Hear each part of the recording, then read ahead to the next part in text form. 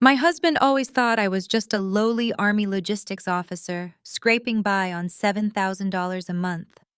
He had absolutely no idea that I actually earned over $700,000 a year. While I was lying helpless in a military hospital bed, he walked in, dropped divorce papers on my lap, and looked down at me with pure disgust. I filed for divorce. I am keeping the house and the SUV. You will never recover financially from this. 3 days later, he married his mistress in a lavish country club wedding. On the fourth day, he called me in a blind, hyperventilating panic. My name is Kiara. I am 33 years old, and if you have ever been underestimated and betrayed by the person who swore to protect you, let me know where you are watching from in the comments below. Please hit the like button and subscribe, because you are going to want to hear exactly how I dismantled his entire life without shedding a single tear. The sterile smell of bleach and rubbing alcohol hung heavy in the air of my recovery room at Walter Reed National Military Medical Center. My right leg was elevated, wrapped in thick bandages, and secured in a heavy metal brace. 2 days earlier, a tactical supply vehicle had malfunctioned during a live-fire logistics drill, crushing my femur. The pain was a constant throbbing hum, dulled only slightly by the morphine dripping into my IV line. I had been waiting for my husband Marcus to walk through that door with flowers or at least a worried expression. We had been married for 6 years, and in my medicated haze, I truly believed his delay was just due to DC traffic. The door swung open, hitting the rubber wall stop with a loud smack. Marcus did not rush to my bedside. He did not ask the nurses about my condition. He walked in wearing a tailored charcoal suit, his face set in a hard, irritated scowl. But he was not alone. His fingers were tightly intertwined with the manicured hand of Vanessa, his 26-year-old junior sales associate. She was chewing gum, looking around my hospital room with thinly veiled disgust, her other hand resting possessively on Marcus's bicep. Right behind them strolled Trent, my sister-in-law's husband. Trent was a smug, opportunistic defense attorney who always made sure everyone in our family knew he was the smartest white man in the room. I stared at their intertwined hands, the monitor beside my bed, picking up the sudden spike in my heart rate. Marcus. I managed to croak out, my throat dry. What is going on? Who is she? Marcus let go of Vanessa just long enough to pull a thick manila folder from his briefcase. He tossed it carelessly onto my lap. It landed heavily against my fractured leg, sending a sharp jolt of pain up my spine. I am done playing this game, Kiara, Marcus snapped, crossing his arms. I am done being married to a woman who spends half her life playing in the dirt in combat boots. I need a real feminine wife. I need someone who actually supports my career instead of dragging me down with a miserable military salary. Vanessa gives me the respect a man like me deserves. Vanessa blew a bubble with her gum and popped it, offering me a pitiful, condescending pout. It is nothing personal, Kiara. Marcus just needs a woman who can keep up with his lifestyle. You belong on a military base, not in high society. I looked down at the folder. The bold black letters on the front page read, "Petition for dissolution of marriage." Before I could even process the absolute betrayal unfolding in my hospital room, Trent stepped forward, blocking my view of Marcus. He adjusted his expensive silk tie and offered me a shark-like grin. "Let us keep this brief and professional, Kiara," Trent said, using his best courtroom voice. "Marcus is filing for divorce based on irreconcilable differences. In that packet is a marital settlement agreement. It stipulates that Marcus will retain full ownership of the primary residence in Alexandria, as well as the luxury SUV he currently drives. You will assume your own medical debt from this little accident of yours, and you will waive any right to spousal support." I felt a cold, sharp clarity wash over me, completely clearing the fog of the painkillers. I looked back at Marcus, the man I had built a life with, the man who was currently trying to leave me penniless and broken while I could not even walk. "You want the house and the car?" I asked, my voice dangerously quiet. "You want to throw away 6 years of marriage while I am lying in a hospital bed?" Marcus rolled his eyes, clearly annoyed by my lack of hysterics. "Do not try to make me the villain here. You have been a financial burden for years.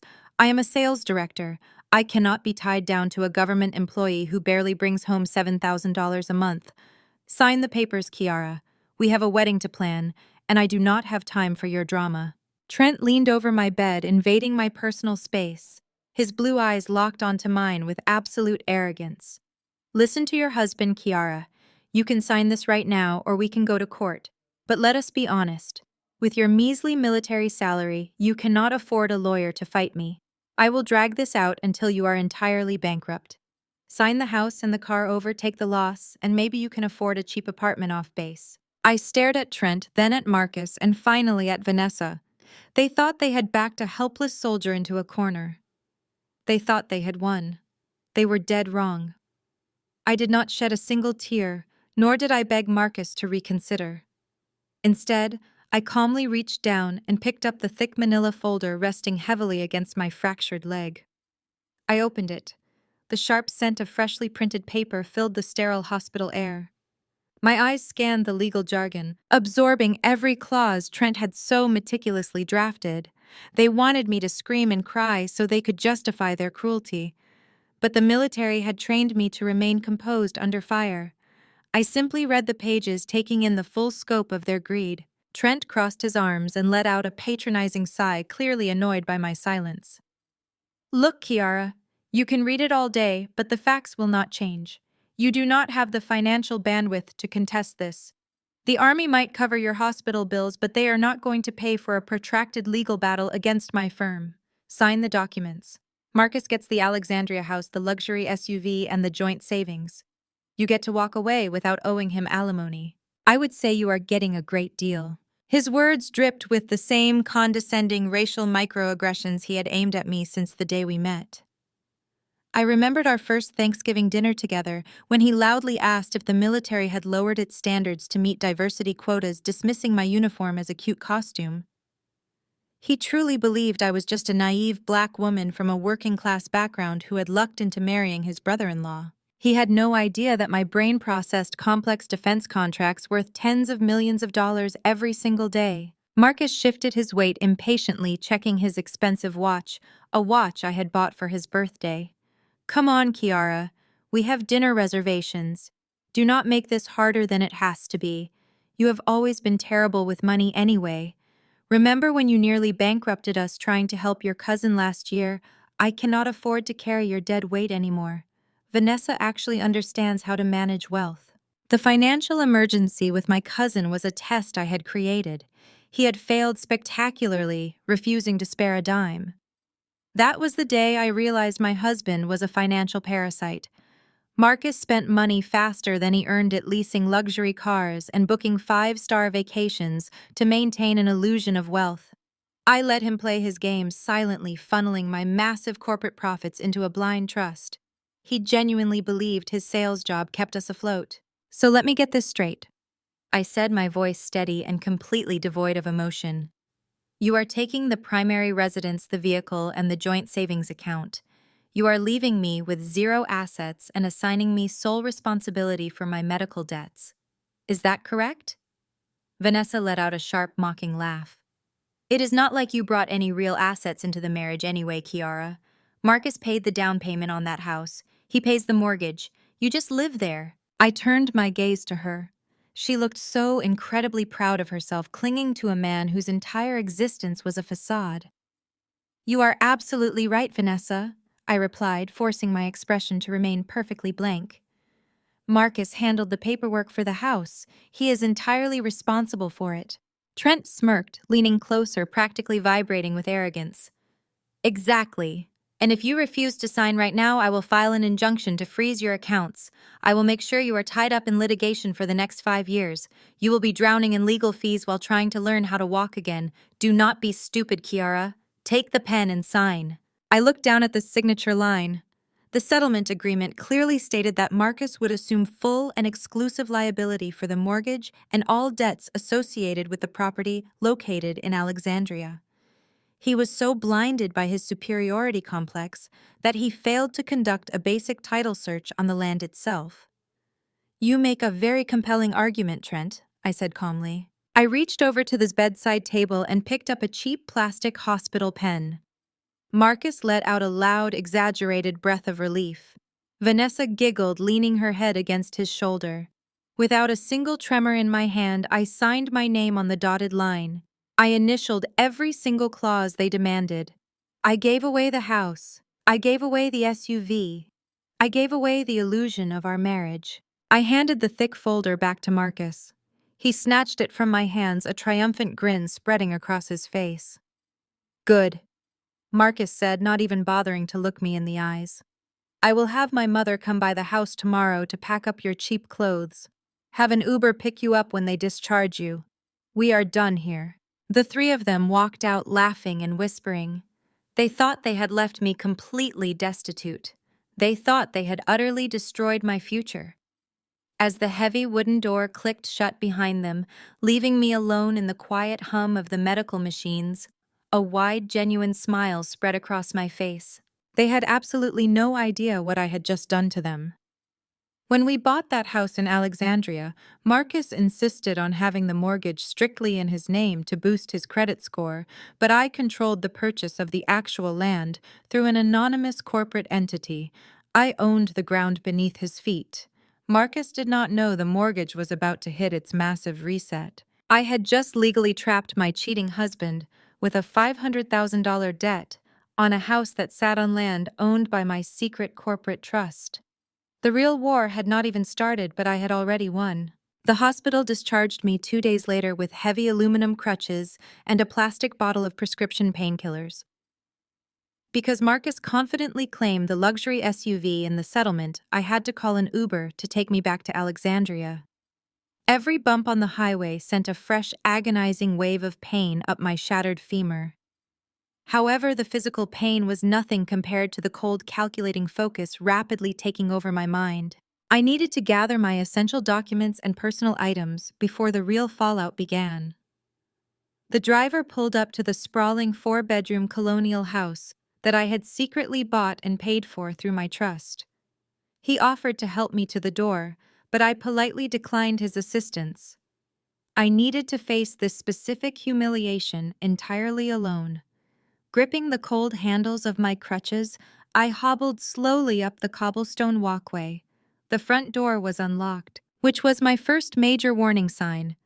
I pushed the heavy oak door open and immediately heard the sharp grating sound of my mother-in-law's voice echoing from the master bedroom upstairs. I took a deep breath, steadying myself against the wall. Just toss those hideous things in the black bags, Vanessa. I do not want any of her masculine, rigid energy lingering in this house when my son brings you home to live here properly. I gritted my teeth and carefully made my way up the hardwood stairs, putting all my body weight on my uninjured leg. When I reached the doorway of the master suite, I stopped dead in my tracks. The room looked like a violent tornado had ripped through it. Shirley, a woman who had never worked a day in her life, but somehow felt entirely entitled to judge every woman who did, was standing right in the center of the room. She was pointing a perfectly manicured finger at my expansive walk-in closet. Vanessa was giggling maliciously as she yanked my custom-tailored business suits off their velvet hangers. She shoved them ruthlessly into heavy-duty garbage bags. These were not cheap off-the-rack clothes. They were bespoke pieces I wore to high-level defense contracting meetings worth thousands of dollars each. But to them, they were just garbage belonging to a discarded, irrelevant wife. I cleared my throat loudly. Vanessa jumped, dropping a navy blue blazer directly onto the floor. Shirley turned around slowly, her face twisting into a cruel sneer the moment she laid eyes on my crutches and my baggy hospital-issued sweatpants. "Well, look who finally decided to show up," Shirley said aggressively, crossing her arms over her chest. "Marcus told us you signed the papers at the hospital. Honestly, it is the first smart thing you have done since you forced your way into our family. Now grab whatever cheap civilian clothes you have left and get out. We are completely redecorating this room for the newlyweds." I leaned heavily against the doorframe, absolutely refusing to show them even an ounce of weakness. "You are throwing away thousands of dollars worth of custom clothing, Shirley. I would expect a woman obsessed with appearances to know the value of pure Italian wool." Vanessa scoffed, stepping right over my ruined blazer to stand next to Shirley. "Marcus deserves a real feminine woman, Kiara, not a stubborn soldier who spends her life playing in the dirt with a bunch of uneducated grunts. He needs a wife who can host elegant dinner parties and look good on his arm at important corporate events. He does not need someone who comes home smelling like engine oil and sweating in combat boots. To punctuate her ridiculous speech, Vanessa raised her left hand and dramatically brushed a piece of invisible lint off her shoulder. A massive, gaudy diamond ring sparkled brightly under the bedroom's recessed lighting. It was a 3-carat princess-cut diamond. I recognized the setting immediately because Marcus had tried to buy it on our joint credit card a month ago, a massive transaction my private fraud department had immediately flagged and blocked. "Do you like it?" Vanessa asked, her voice dripping with fake sweetness. Marcus picked it out himself. "We are getting married in exactly 3 days at the Oak Ridge Country Club. It is going to be incredibly elegant and very expensive. We would invite you, but I highly doubt you own a single dress that does not have camouflage print on it." Shirley laughed loudly, a sharp, cruel sound that grated against my ears. "A lavish wedding in 3 days is exactly what my son needs to wash the stench of this miserable marriage away. He finally has a woman who truly understands how to treat a highly successful man. You never respected his position as the primary provider in this household, Kiara.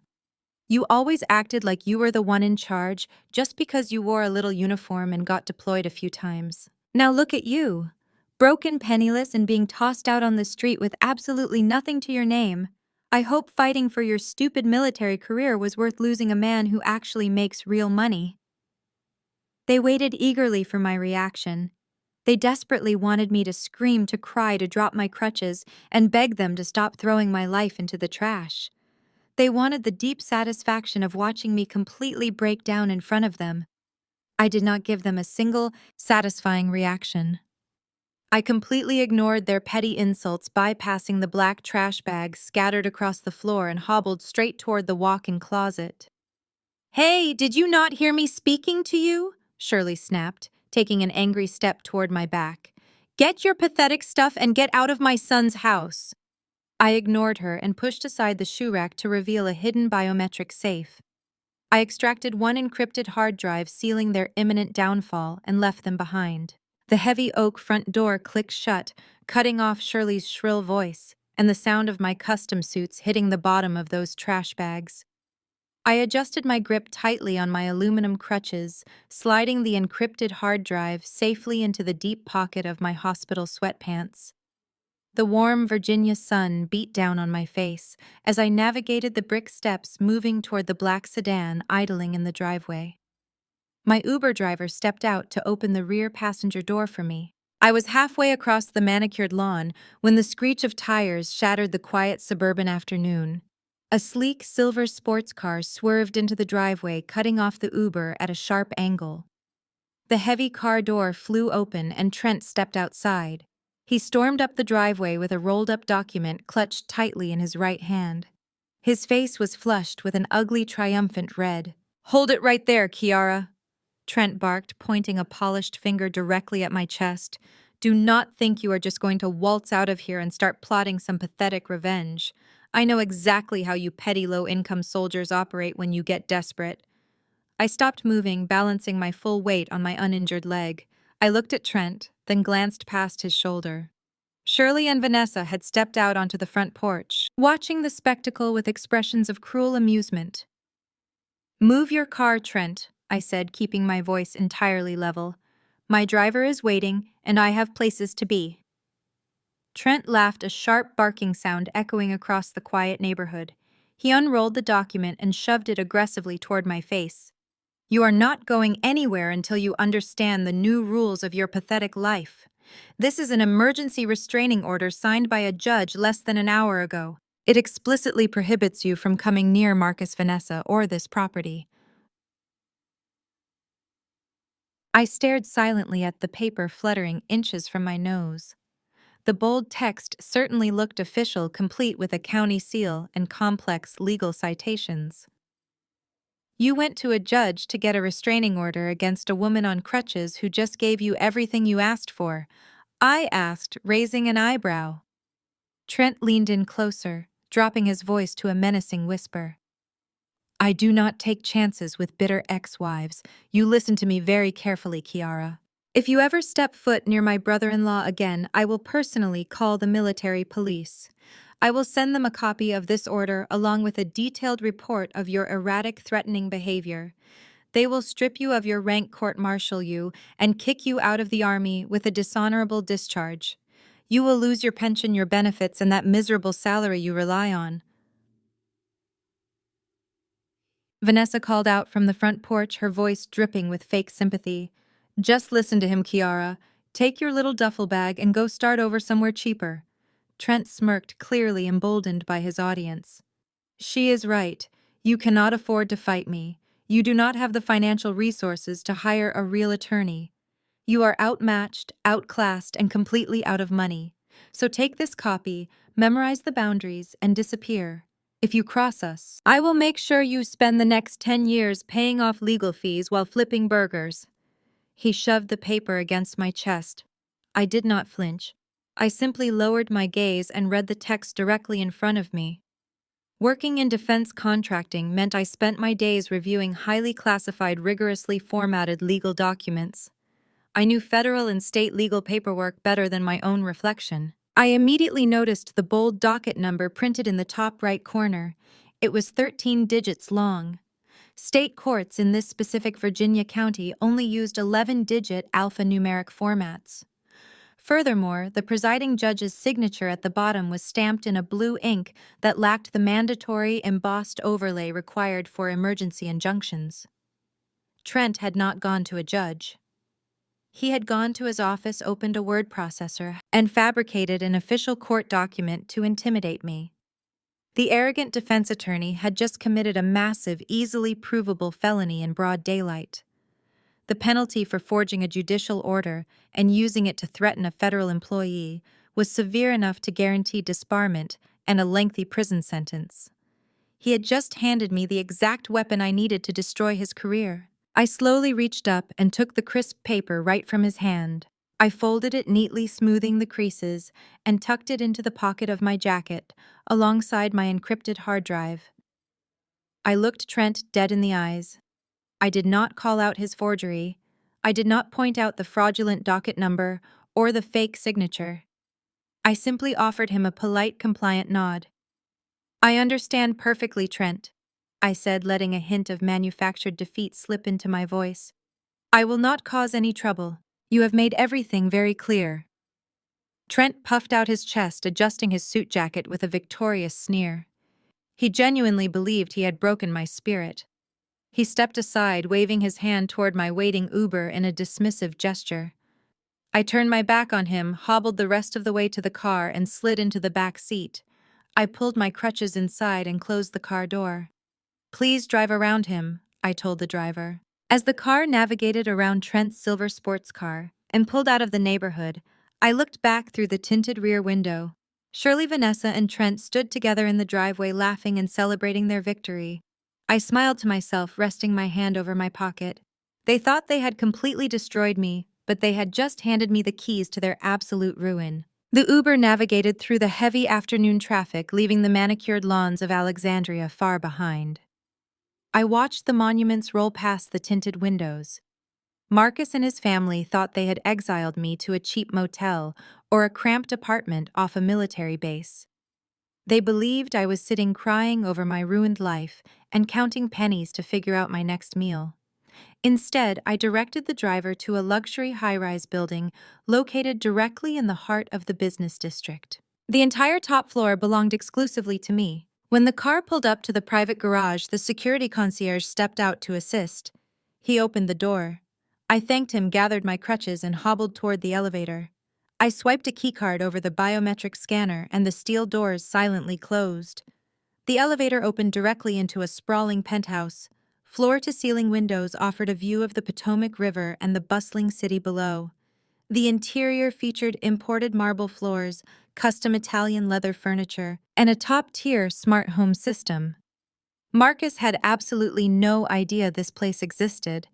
He was too busy bragging to his friends about his leased suburban house to ever notice the empire I was building right under his nose. I maneuvered across the polished stone floor, my crutches clicking rhythmically in the quiet, expansive space. I bypassed the massive gourmet kitchen and headed straight for my home office. This room was my true command center. It lacked the petty decorative touches Marcus always insisted upon. Instead, it was dominated by a massive mahogany desk, 3 ultra-high-definition monitors, and a secure hardwired communication hub. I carefully lowered myself into my ergonomic leather chair. The physical pain from the fracture was still a sharp throb, but the adrenaline coursing through my veins easily overpowered it. I reached into the deep pocket of my hospital sweatpants and pulled out the encrypted military-grade hard drive I had retrieved from the hidden safe. I plugged it directly into the primary terminal. The screens flared to life, casting a cool blue light across the darkened room. A complex security prompt appeared, requiring a dual authentication passcode and a biometric fingerprint scan. I typed in the 32-character password and pressed my thumb against the glowing reader. The system chimed softly, granting me full access to the operational heart of Vanguard Logistics Group. Vanguard Logistics Group was not just a side hustle or a minor consulting gig. It was a premier Tier 1 defense contracting firm that I had built from the ground up during my active duty deployments. We specialized in streamlining international supply chains for the Department of Defense, optimizing the transport of crucial military hardware across hostile territories. Because I was still serving as an Army logistics officer, I had legally structured the entire corporation under a highly secure blind trust to prevent any conflicts of interest. Marcus never bothered to look into my financial disclosures before we married, because he was so utterly convinced that a black woman in the military could never out-earn a corporate sales director like him. I opened the primary financial dashboard. The numbers loaded onto the center screen in crisp green text. My annual net compensation after corporate taxes and overhead sat consistently at $740,000. That did not even include the liquid assets, the commercial real estate portfolio, or the diverse stock holdings managed by the trust. Marcus had just spent the entire morning humiliating me, throwing away my clothes, and forcing me to sign over a house with a $500,000 balloon mortgage. He did all of this to protect a bank account that held a fraction of what I made in a single financial quarter. He traded a multi-millionaire wife who actively built his wealth for a 26-year-old mistress who only knew how to spend it. I opened the corporate asset management portal. It was time to dismantle his stolen life. Marcus took pride in the SUV. He loved parading it, claiming he negotiated a brilliant deal. He forgot he only drove that vehicle because Vanguard Logistics Group held the lease. It was a corporate vehicle registered to my company. I picked up my encrypted mobile phone and dialed a direct line. The call connected quickly. Vanguard Fleet Management, this is David speaking. How can I assist you today? David, this is Kiara, I said, my voice crisp and authoritative. I need you to immediately revoke the authorized driver status on the silver luxury SUV license plate ending in 449. The current driver, Marcus, is no longer affiliated with this corporation in any capacity. Understood, ma'am, David replied without a second of hesitation. Shall I initiate the standard asset recovery protocol? Yes. I confirmed, a cold, calculating smile touching my lips. I want the corporate lease formally canceled as of this exact moment. Please activate the real-time GPS tracking module on the vehicle. I want a recovery team dispatched to secure the asset, but do not send them to the Alexandria house. I will monitor the tracking system and send you a specific address in exactly 3 days. We are going to execute a targeted retrieval. Consider it done, Kiara. The GPS is active now. The recovery team will be on standby awaiting your final coordinates. I ended the secure call and leaned back heavily in my ergonomic leather chair, watching a small red dot suddenly blink to life on my right monitor. The glowing red dot represented Marcus happily driving his stolen vehicle around the busy city, utterly oblivious to the massive, inescapable trap rapidly closing in around him. He genuinely thought his upcoming lavish wedding to Vanessa was going to be the absolute ultimate public display of his superior wealth and high social status. He had absolutely no idea that I had just turned his prized possession into a ticking time bomb. Exactly 3 days later, the Oak Ridge Country Club was bathed in the golden glow of a Virginia afternoon. The venue was notoriously exclusive, catering only to those who could comfortably drop six figures without blinking. Marcus spared absolutely no expense for his triumphant moment. He booked the premier ballroom, demanding crystal chandeliers, towering floral arrangements of white hydrangeas, and a live band playing smooth jazz for the arriving guests. I knew the details of his lavish spending because vendor receipts were still filtering into a joint email account he carelessly forgot to update. He truly believed the settlement agreement had instantly enriched him, granting him the freedom to flaunt his wealth. Inside the grand ballroom, the champagne flowed like water. Marcus stood near the head table wearing a custom-tailored tuxedo that hugged his shoulders perfectly. He held a crystal flute of champagne, laughing loudly at a joke made by one of his corporate buddies. Beside him stood Vanessa, wrapped in a heavily beaded mermaid gown that sparkled under the venue lighting. She was the absolute picture of a victorious mistress, clinging to his arm and aggressively flashing her diamond ring at anyone who made eye contact. They looked like a couple who had conquered the world, completely intoxicated by their own arrogance and the illusion of financial invincibility. Shirley was in her absolute element, holding court at a corner table surrounded by her friends. She wore an ostentatious silver dress and a matching fascinator, looking like she was attending a royal coronation rather than a hasty second wedding. Marcus finally found his match, Shirley boasted loudly over the smooth jazz music. Vanessa knows how to respect a successful man. She understands her place. It is a blessing he finally got rid of that rigid masculine soldier. You cannot build a high society life with a woman who marches in the mud for a living. Her friends nodded in agreement, sipping expensive cocktails and praising Marcus for upgrading his life. Not far from Shirley, Trent stood by the open bar, swirling a glass of bourbon. He played the role of the brilliant legal mastermind, taking full credit for the swift divorce settlement. He patted Marcus on the back, offering a smug grin. "I told you it would be incredibly easy, Marcus. I walked into that hospital room, threw the papers on her lap, and she folded like a cheap lawn chair. She did not even try to fight me." That is the problem with these low-level military types. They have zero financial literacy. They get intimidated the second a real lawyer steps into the room and starts throwing around serious legal precedents. You are set for life, my friend. You have the house, the luxury SUV, and zero alimony payments. Marcus grinned proudly, clinking his expensive champagne flute against Trent's bourbon glass. "You are a literal lifesaver, Trent. I honestly thought she would put up far more of a fight, but she just sat there and took it. It is almost pathetic to witness. But hey, her loss is our massive gain. Put all of your expensive drinks on my personal tab. The open bar is fully covered tonight." To guarantee this unrestrained luxury, Marcus had confidently handed the country club manager a platinum credit card earlier that afternoon. He assumed the card was still safely tethered to the massive joint savings account we previously shared. He thought the money sitting in that account was his personal playground. He felt completely invincible, utterly convinced his financial foundation was solid concrete. He tipped the bartenders with crisp $100 bills, ordered premium steak, and requested that the venue keep the top-shelf liquor flowing well past midnight. He was celebrating a total victory, completely unaware he was dancing on a trapdoor I had meticulously rigged. While Marcus played the role of the generous, wealthy groom, I was sitting comfortably in my downtown penthouse, sipping a glass of aged red wine. I had my secure laptop open on the kitchen island. The tracking software displayed a crisp, high-resolution satellite map of the Oak Ridge Country Club. A bright, pulsing red dot sat completely stationary in the venue's VIP parking lot. The luxury SUV was waiting right where Marcus had left it. I checked the time. It was exactly 4:30 in the afternoon, the precise moment the wedding reception was scheduled to hit its peak. I picked up my phone and sent a single encrypted text message to the Vanguard Fleet Recovery Team. The message contained only 2 words: execute retrieval.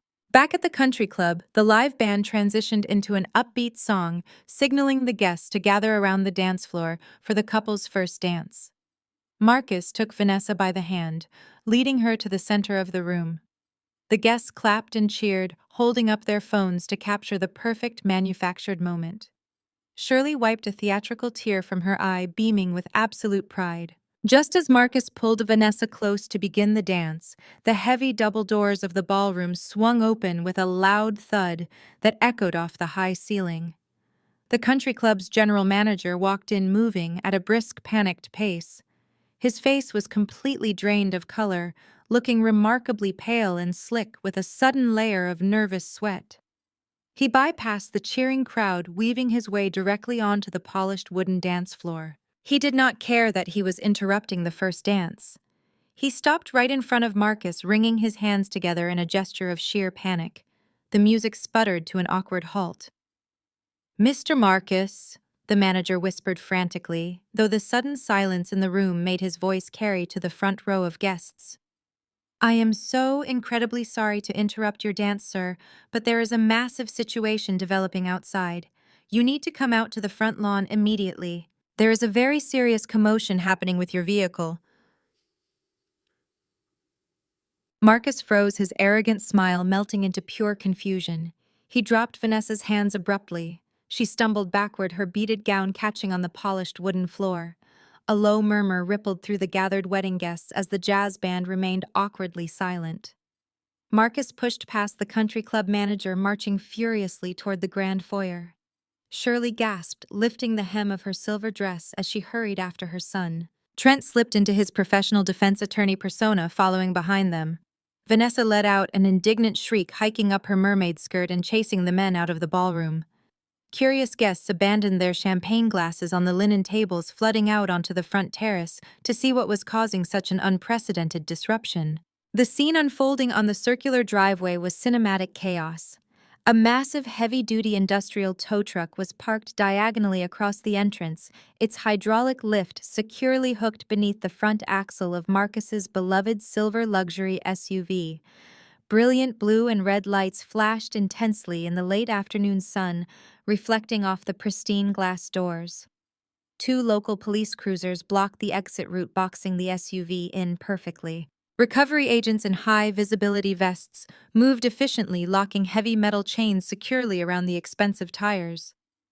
Marcus stopped dead at the top of the brick staircase, his jaw dropping open. He stared in absolute disbelief as a tow operator slapped a brightly colored repossession sticker directly onto the driver's side window. "What in the hell do you think you are doing?" Marcus roared, his voice cracking with sheer panic. He charged down the steps. "Get your hands off my property right now. You are scratching the custom paint." The tow operator did not flinch, casually tightening a heavy winch strap. Before Marcus could physically interfere, Trent shoved his way to the front of the crowd. He marched straight up to the two uniformed police officers standing near the cruisers. Trent thrust his wallet open, flashing his state bar credentials right in their faces. "I am an attorney, and this man is my client," Trent barked, pointing a demanding finger at the lead officer. "This is an unlawful seizure of private property. My client assumed full legal ownership of this vehicle during a finalized divorce settlement this week. I drafted the documents myself. You have no legal jurisdiction to be here. Unhook that truck immediately, or I will file a lawsuit against your department." The lead police officer, a tall veteran with a no-nonsense expression, simply crossed his arms over his tactical vest. He looked unimpressed by Trent's aggressive courtroom theatrics. "Counselor, you might want to check your paperwork again," the officer replied, his voice steady. "We are executing a perfectly legal corporate asset retrieval. The registered owner of this vehicle reported it as being operated by a terminated unauthorized driver. We have a verified GPS tracking log and a direct retrieval order from the holding company. Your client does not own this SUV, and neither does his ex-wife." Trent's face flushed a deep shade of crimson. He opened his mouth to scream another legal threat, fully prepared to escalate the situation. Before Trent could utter a single word, a sleek, jet-black town car smoothly pulled into the driveway, gliding past the flashing police cruisers. The heavily tinted rear window rolled down just an inch, and the driver immediately stepped out to open the back door. The entire wedding party fell silent. I stepped out of the back seat, placing my polished black cane firmly onto the asphalt. I was dressed in a razor-sharp tailored designer suit in deep emerald green, radiating absolute authority. I walked slowly but purposefully up the driveway, my posture straight, holding a crisp manila folder in my left hand. The collective gasp from Marcus, Shirley, and Vanessa was the absolute sweetest sound I had heard in a very long time. I bypassed my shocked ex-husband entirely and walked straight up to the lead police officer. I handed him the folder. "Good afternoon, officer," I said clearly. "Inside, you will find the original corporate registration, the commercial insurance policy, and the official fleet manifest for Vanguard Logistics Group. As the chief executive officer and sole proprietor of that corporation, I can confirm that the vehicle currently being towed belongs to my company. The man screaming at you was simply a civilian granted temporary driving privileges, which were permanently revoked 3 days ago." The officer reviewed the documents carefully, checking the embossed corporate seals and my official identification. He nodded respectfully, handing the folder back to me. "Everything is in perfect order, ma'am. The asset is yours to recover." "Kayara, what is this garbage?" Marcus screamed, his eyes darting frantically between me and the towering police officers. "Trent said I won the car. I signed the paperwork for it." I turned to face Marcus, offering him a cold, calculated smile. "Trent is a terrible lawyer, Marcus. He failed to check the actual title. You won the right to pay any outstanding personal debts associated with the car, but you never owned the physical asset. My defense firm owns the asset." Vanessa let out a scream, grabbing handfuls of her expensive wedding dress as the tow truck's engine roared to life. The hydraulic lift hoisted the front of the luxury SUV high into the air. "Do something, Marcus," Vanessa shrieked. "We are supposed to leave for our luxury honeymoon in that car. Stop them!" Marcus lunged forward, but the police officer pressed a hand against his chest, warning him to step back. Shirley covered her mouth in horror, watching her son's false empire begin to crumble in front of all her high society friends. Trent stood frozen, staring at me with wide, panicked eyes, finally realizing that the woman he had severely underestimated was playing a completely different game. I calmly adjusted my suit jacket, turned my back on the screaming bride, and peacefully watched my corporate property get towed away down the street. Marcus spun away from the glass doors, desperately trying to salvage whatever shred of dignity he had left. The flashing red and blue lights of the police cruisers faded into the distance, taking my corporate SUV and his massive ego with them. Vanessa was sobbing hysterically, her beaded gown dragging across the pristine carpets of the country club foyer, leaving a trail of ruined fabric behind her. Shirley looked like she was going to faint, furiously fanning herself with a silk napkin while avoiding the judgmental whispers of her friends. Trent had disappeared into the background, suddenly eager to separate himself from the unfolding disaster to save his own skin. Marcus clapped his hands loudly, plastering a fake smile across his face. He urged the confused wedding guests to return to the ballroom, promising them the towing incident was a clerical error and the open bar was still flowing freely. He grabbed Vanessa by the arm, forcefully dragging her toward the head table. But before he could even signal the jazz band to resume playing, the general manager stepped directly into his path. The club manager had lost all of his previous polite deference. He held a sleek, black leather folio tightly in his hands, and his jaw was set in a tight, uncompromising line. The country club had a strict code of conduct, and a police presence on their manicured front lawn was a massive violation. The manager informed Marcus that the venue required the final catering and event balance to be settled immediately. If Marcus could not produce the payment right then and there, the staff would begin breaking down the tables and closing the bar. Marcus scoffed, puffing out his chest to project an air of absolute financial superiority. He reached into his tailored tuxedo jacket and pulled out his heavy metal platinum credit card. He slapped it onto the leather folio with a sharp, arrogant smack. He loudly told the manager to run the card for the full $40,000 balance and to add a generous 20% tip for the inconvenience. He wrapped his arm around a still weeping Vanessa, loudly proclaiming to her hovering parents that money was absolutely no object. He fully expected the manager to bow his head in gratitude and scurry away to process the transaction. Instead, the manager returned exactly 3 minutes later. He did not have a receipt for Marcus to sign. He held the platinum card between his fingers, looking at Marcus with a mixture of pity and intense irritation. The manager stated clearly, loud enough for Vanessa's parents to hear every single word, that the card had been declined. Marcus let out an indignant laugh. He snatched the card back, claiming it was merely a bank error because of the large unexpected purchase amount. He confidently pulled a second card from his wallet.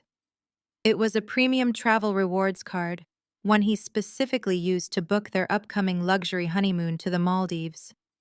He handed it over, telling the manager to process the payment without any further delays. The manager walked back to the reception desk. 5 agonizing minutes passed. The jazz band remained completely silent. The guests were murmuring, shifting uncomfortably in their seats, exchanging knowing glances. The manager returned, and this time his expression was completely devoid of any professional patience. The second card was also undeniably declined. Marcus snatched his phone from his pocket, his hands shaking slightly. He opened his primary banking app, fully intending to show the manager the massive joint savings account we had built over 6 years of marriage. He typed in his passcode. The screen loaded. I knew exactly what he was looking at because I had orchestrated it perfectly. When I first discovered his affair with Vanessa weeks ago, I did not confront him. I contacted my corporate financial attorneys.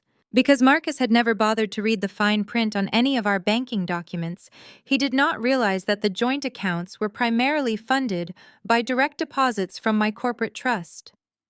In the days leading up to the hospital confrontation, I had legally dissolved the joint routing structures, sweeping my capital back into my untouchable, heavily encrypted accounts. The color completely drained from Marcus's face. He stared at his phone screen, his mouth opening and closing like a suffocating fish. He refreshed the app, frantically tapping the bright glass screen. The number staring back at him did not change. His available balance was exactly $42.15. He had absolutely nothing. The hundreds of thousands of dollars he thought he possessed were entirely gone. Vanessa peered over his shoulder to look at the screen. She let out a sharp gasp, stepping away from him, as if he had suddenly caught a highly contagious disease. Her parents marched over, their faces red with anger, demanding to know why the groom could not pay for the wedding he had so arrogantly bragged about funding. Marcus looked around the room, sheer terror radiating from his eyes. He scanned the crowd for his mother, but Shirley had conveniently retreated to the restroom to hide from the overwhelming embarrassment.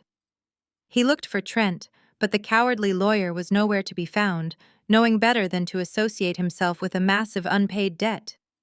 The general manager snapped the leather folio shut. His voice was cold, sharp, and entirely unforgiving. He informed Marcus that writing a bad check or attempting to defraud a venue of $40,000 constituted felony theft of services, which carried severe legal penalties.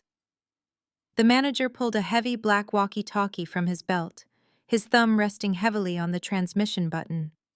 He looked Marcus directly in the eyes and stated that if a valid form of payment was not produced in the next 60 seconds, he was going to instruct his security team to lock the ballroom doors and call the police back to the property to make a formal arrest. It was the morning of the 4th day, and the crisp sunlight streamed through the floor-to-ceiling windows of my corner office at Vanguard Logistics Group. My workspace was a fortress of modern design featuring a massive polished obsidian desk, 3 secure communication terminals, and panoramic views of the Washington Monument. Sitting across from me were the 2 brilliant, high-powered corporate attorneys who managed my blind trust.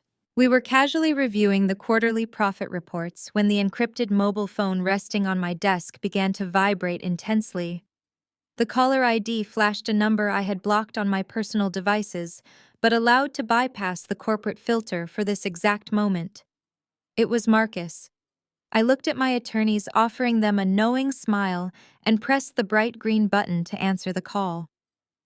I immediately tapped the speakerphone icon, allowing Marcus's frantic, high-pitched voice to echo loudly across the spacious, soundproofed room. "Kayara, what the hell did you do?" Marcus screamed, his voice cracking with a level of sheer panic I had never heard from him before. He sounded completely out of breath, as if he had been sprinting.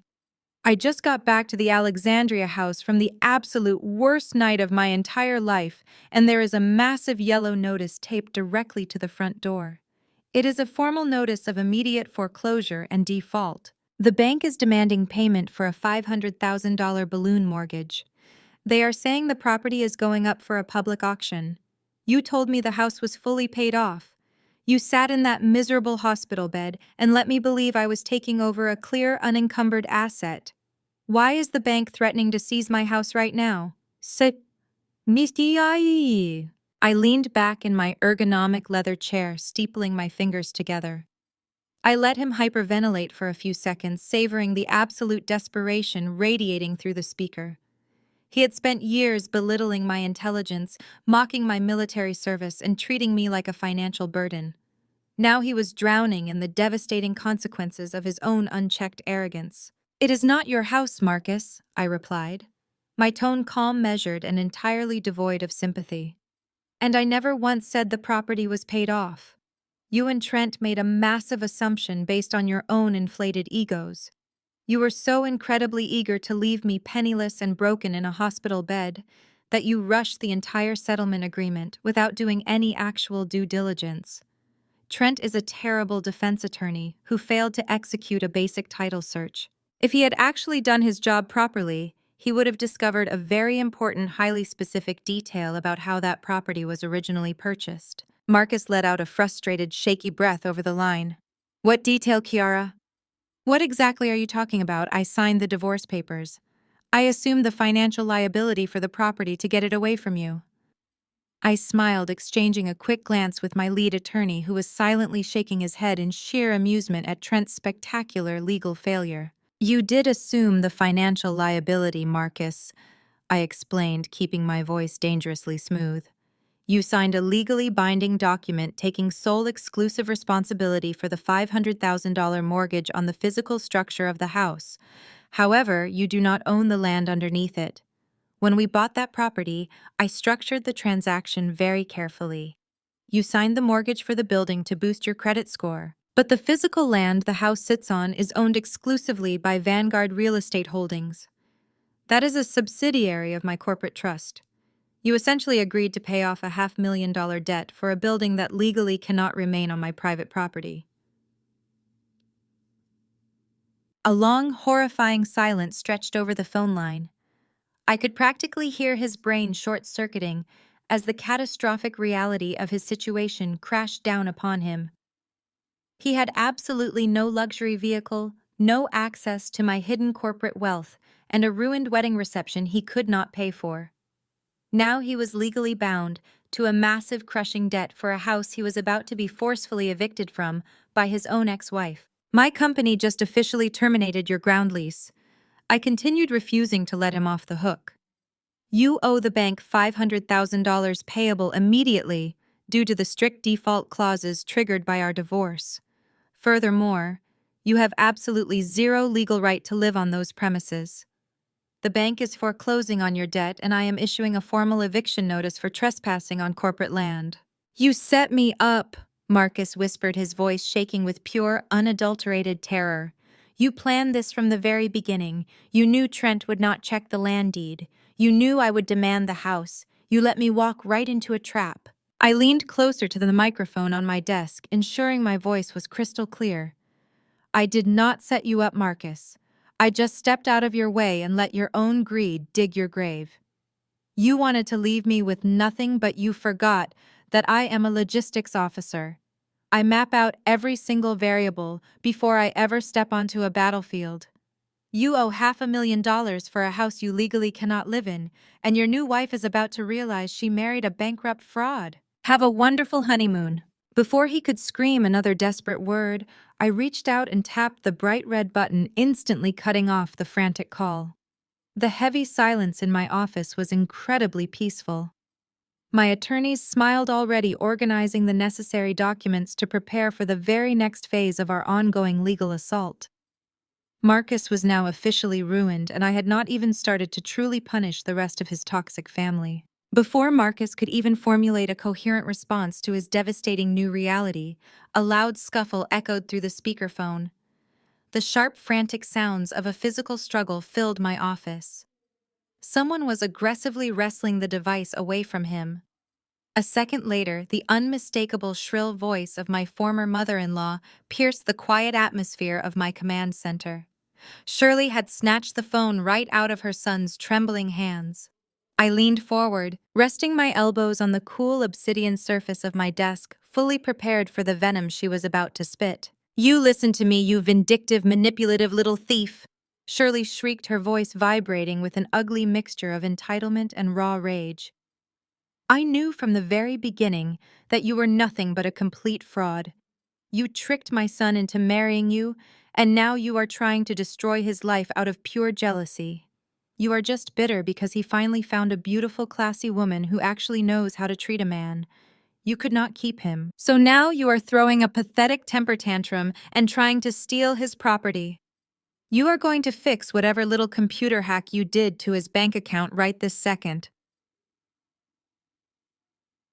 I remained perfectly silent, letting her exhaust her lung capacity. My two corporate attorneys sat across from me, exchanging looks of sheer disbelief at her audacity. Shirley had spent the last 6 years treating me like a second-class citizen in my own home, constantly criticizing my military uniform, my cooking, and my lack of traditional femininity. She worshipped Marcus, viewing him as a flawless golden child who could do absolutely no wrong. In her twisted reality, my sole purpose was to serve as a stepping stone for his ultimate success. "Are you listening to me, Kiara?" Shirley barked, her breath hitting the microphone in short, angry bursts. "I am not playing games with you. You are going to wire that money back into his account immediately. Marcus told me his balance says $42. That is literally impossible. Do you have any idea what you have done? I just transferred $50,000 of my own hard-earned retirement savings into that account yesterday morning. It was my special wedding gift to him and Vanessa. It was an investment for them to furnish the Alexandria house and start their beautiful new life together. You had absolutely no right to touch my money."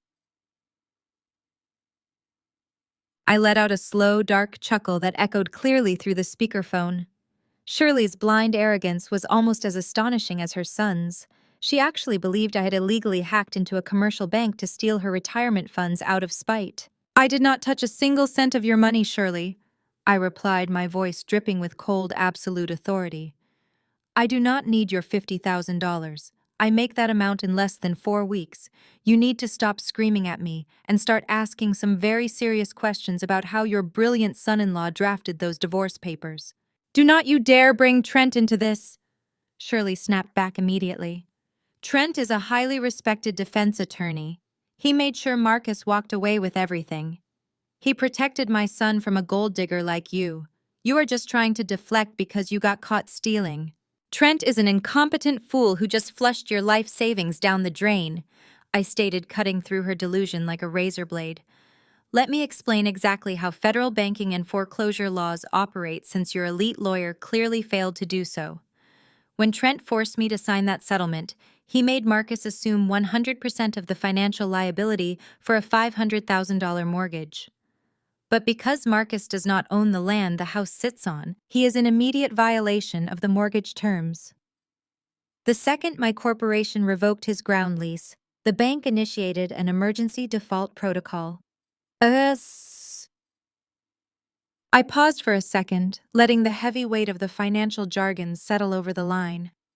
I could hear Marcus whimpering softly in the background, finally realizing the catastrophic chain reaction he had triggered. "When a mortgage goes into immediate default," I continued, speaking slowly so Shirley could absorb every single devastating word, "the lending institution possesses the legal right to sweep any and all liquid assets connected to the debtor to offset the massive deficit and the associated penalty fees. Marcus had his primary checking account linked directly to that mortgage for the auto-pay feature. When you transferred your $50,000 retirement fund into his account yesterday, you did not furnish his new life. You handed your money directly to a massive corporate bank to pay off a fraction of his crushing debt. Your money is gone, Shirley. The bank legally absorbed every single penny to cover the default penalties Marcus triggered." A horrifying, suffocating silence fell over the phone line. The realization hit her like a freight train. She was not fighting a bitter ex-wife over a stolen transfer. She was fighting a multi-billion-dollar banking institution that had legally seized her life savings because of a contract her own family had aggressively pushed for. "No," Shirley whispered, her voice suddenly sounding incredibly frail. "No, that cannot be true. Trent said the house was secure. Trent said Marcus was protected. He promised the paperwork was flawless. Trent lied to you because he is too arrogant to read the fine print," I replied, delivering the final crushing blow. "He wanted to look like a hero, and instead he bankrupted your son and wiped out your retirement in a single afternoon. If you want your money back, Shirley, I highly suggest you stop screaming at me and start asking Trent for a refund." I did not wait for her to respond. I listened as Shirley let out a blood-curdling scream, but she was no longer yelling at me. She dropped the phone on a hard surface. Through the open line, I heard her absolutely explode, her voice echoing as she turned her unhinged rage entirely onto Trent, cursing him for destroying her financial security. I calmly reached forward and disconnected the call, leaning back in my chair with a deep, satisfying sigh. The foundation of their toxic family was officially cracking, and I was more than ready to watch the entire structure collapse to the ground. The morning after the disastrous phone call, Marcus was running on pure raw adrenaline and sheer panic. He had spent the entire night dodging furious text messages from his mother and frantic, tearful calls from his new bride. His bank accounts were frozen or completely drained, his credit was ruined, and he was effectively homeless. But Marcus still had one final card left to play. He was the regional sales director at Apex Global Solutions, a mid-tier supply chain management firm. For the past 6 months, he had been aggressively spearheading a pitch for a highly lucrative subcontracting deal with the Department of Defense. The commission from landing this specific contract was astronomical. It was his golden ticket. If he could secure the signature today, the upfront bonus alone would be enough to secure a luxury apartment for Vanessa, hire a new lawyer to fight me, and maybe even begin paying back his mother's stolen retirement funds. Marcus pulled his cheap rental sedan into the corporate parking garage, his hands gripping the steering wheel so tightly his knuckles turned white. He checked his reflection in the rearview mirror, adjusting his silk tie and forcing his signature arrogant smirk back onto his face. He desperately needed this victory to prove he was still a success. He walked into the glass and steel lobby of Apex Global Solutions, projecting the false confidence of a man who still had everything to lose.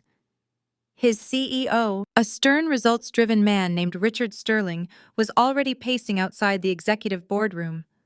Richard looked up as Marcus approached, his expression tight with intense anticipation. This was a make-or-break moment for their entire quarter.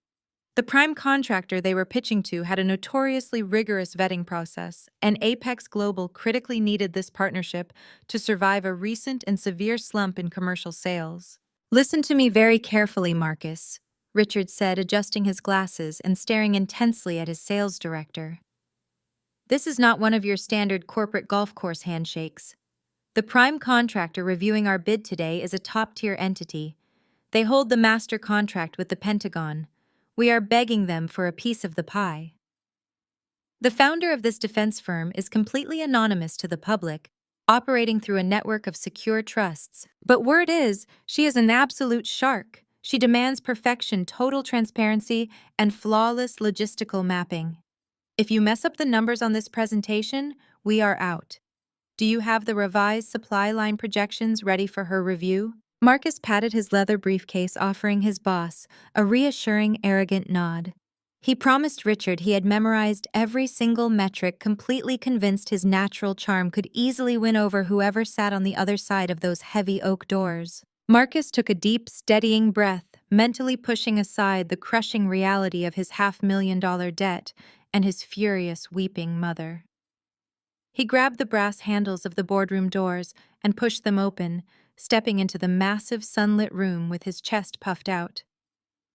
The Apex Global executive team filed in behind him, taking their seats along one side of the long mahogany table. At the far end of the room, positioned directly in front of the panoramic windows, sat the prime contractor's delegation. 3 sharp-looking corporate attorneys and a lead project manager were already reviewing thick binders of financial data. But the seat at the absolute head of the table, the chair reserved for the mysterious, ruthless CEO who held Marcus's entire financial future in her hands, was turned around facing the city skyline. Marcus approached the presentation podium at the front of the room, connecting his tablet to the massive smart screen on the wall. He cleared his throat, projecting his deep, authoritative sales voice across the quiet room. He welcomed the delegation, thanking them for their valuable time and expressing his absolute certainty that Apex Global Solutions was the perfect logistical partner for their highly classified military transport needs. "We are ready to begin the final financial review whenever you are, Madam CEO," Marcus announced smoothly, gesturing toward the back of the swivel chair. The high-backed leather chair slowly turned around. The room fell into absolute deafening silence. I sat there dressed in a flawless, custom-tailored navy blue power suit, my hands resting lightly on the polished mahogany table. I looked directly into Marcus's wide, terrified eyes. The arrogant, confident smirk completely melted off his face, replaced by an expression of pure, unadulterated horror. His hands began to shake so violently that he dropped his digital stylus, the plastic pen clattering loudly against the hardwood floor. He stumbled backward in shock, his shoulders slamming hard into the presentation screen behind him. "Kiara," Marcus gasped the name slipping from his lips as a choked, breathless whisper. His CEO. Richard snapped his head around, glaring at Marcus with intense confusion and mounting anger. Richard immediately demanded to know why his supposedly elite sales director was suddenly addressing the highly respected prime contractor by her first name in such a highly unprofessional, totally inappropriate manner.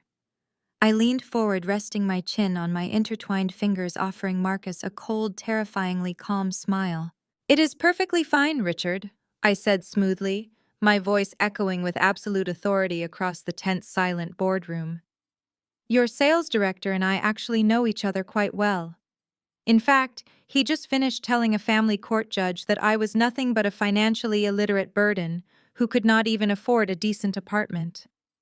I am extremely interested to see exactly how he plans to successfully handle a complex, multi-million-dollar military supply chain operation when he cannot even figure out who owns the very land underneath his own house.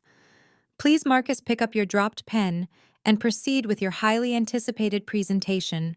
We are all carefully listening to every single word you have to say today." Marcus swallowed hard, his Adam's apple bobbing nervously as he stared at me from across the expanse of the polished mahogany table. He looked like a deer caught in the headlights of an oncoming freight train. He tried to open his mouth to speak, but only a dry, raspy sound escaped his throat. Richard, his CEO, leaned forward, his face turning a dangerous shade of red as he glared at his suddenly mute sales director. Richard tapped his expensive pen against his leather notebook, the rhythmic clicking echoing in the dead silence of the room. He loudly cleared his throat, implicitly demanding that Marcus recover his composure and deliver the presentation that their entire company was banking on. Marcus practically jumped at the sound.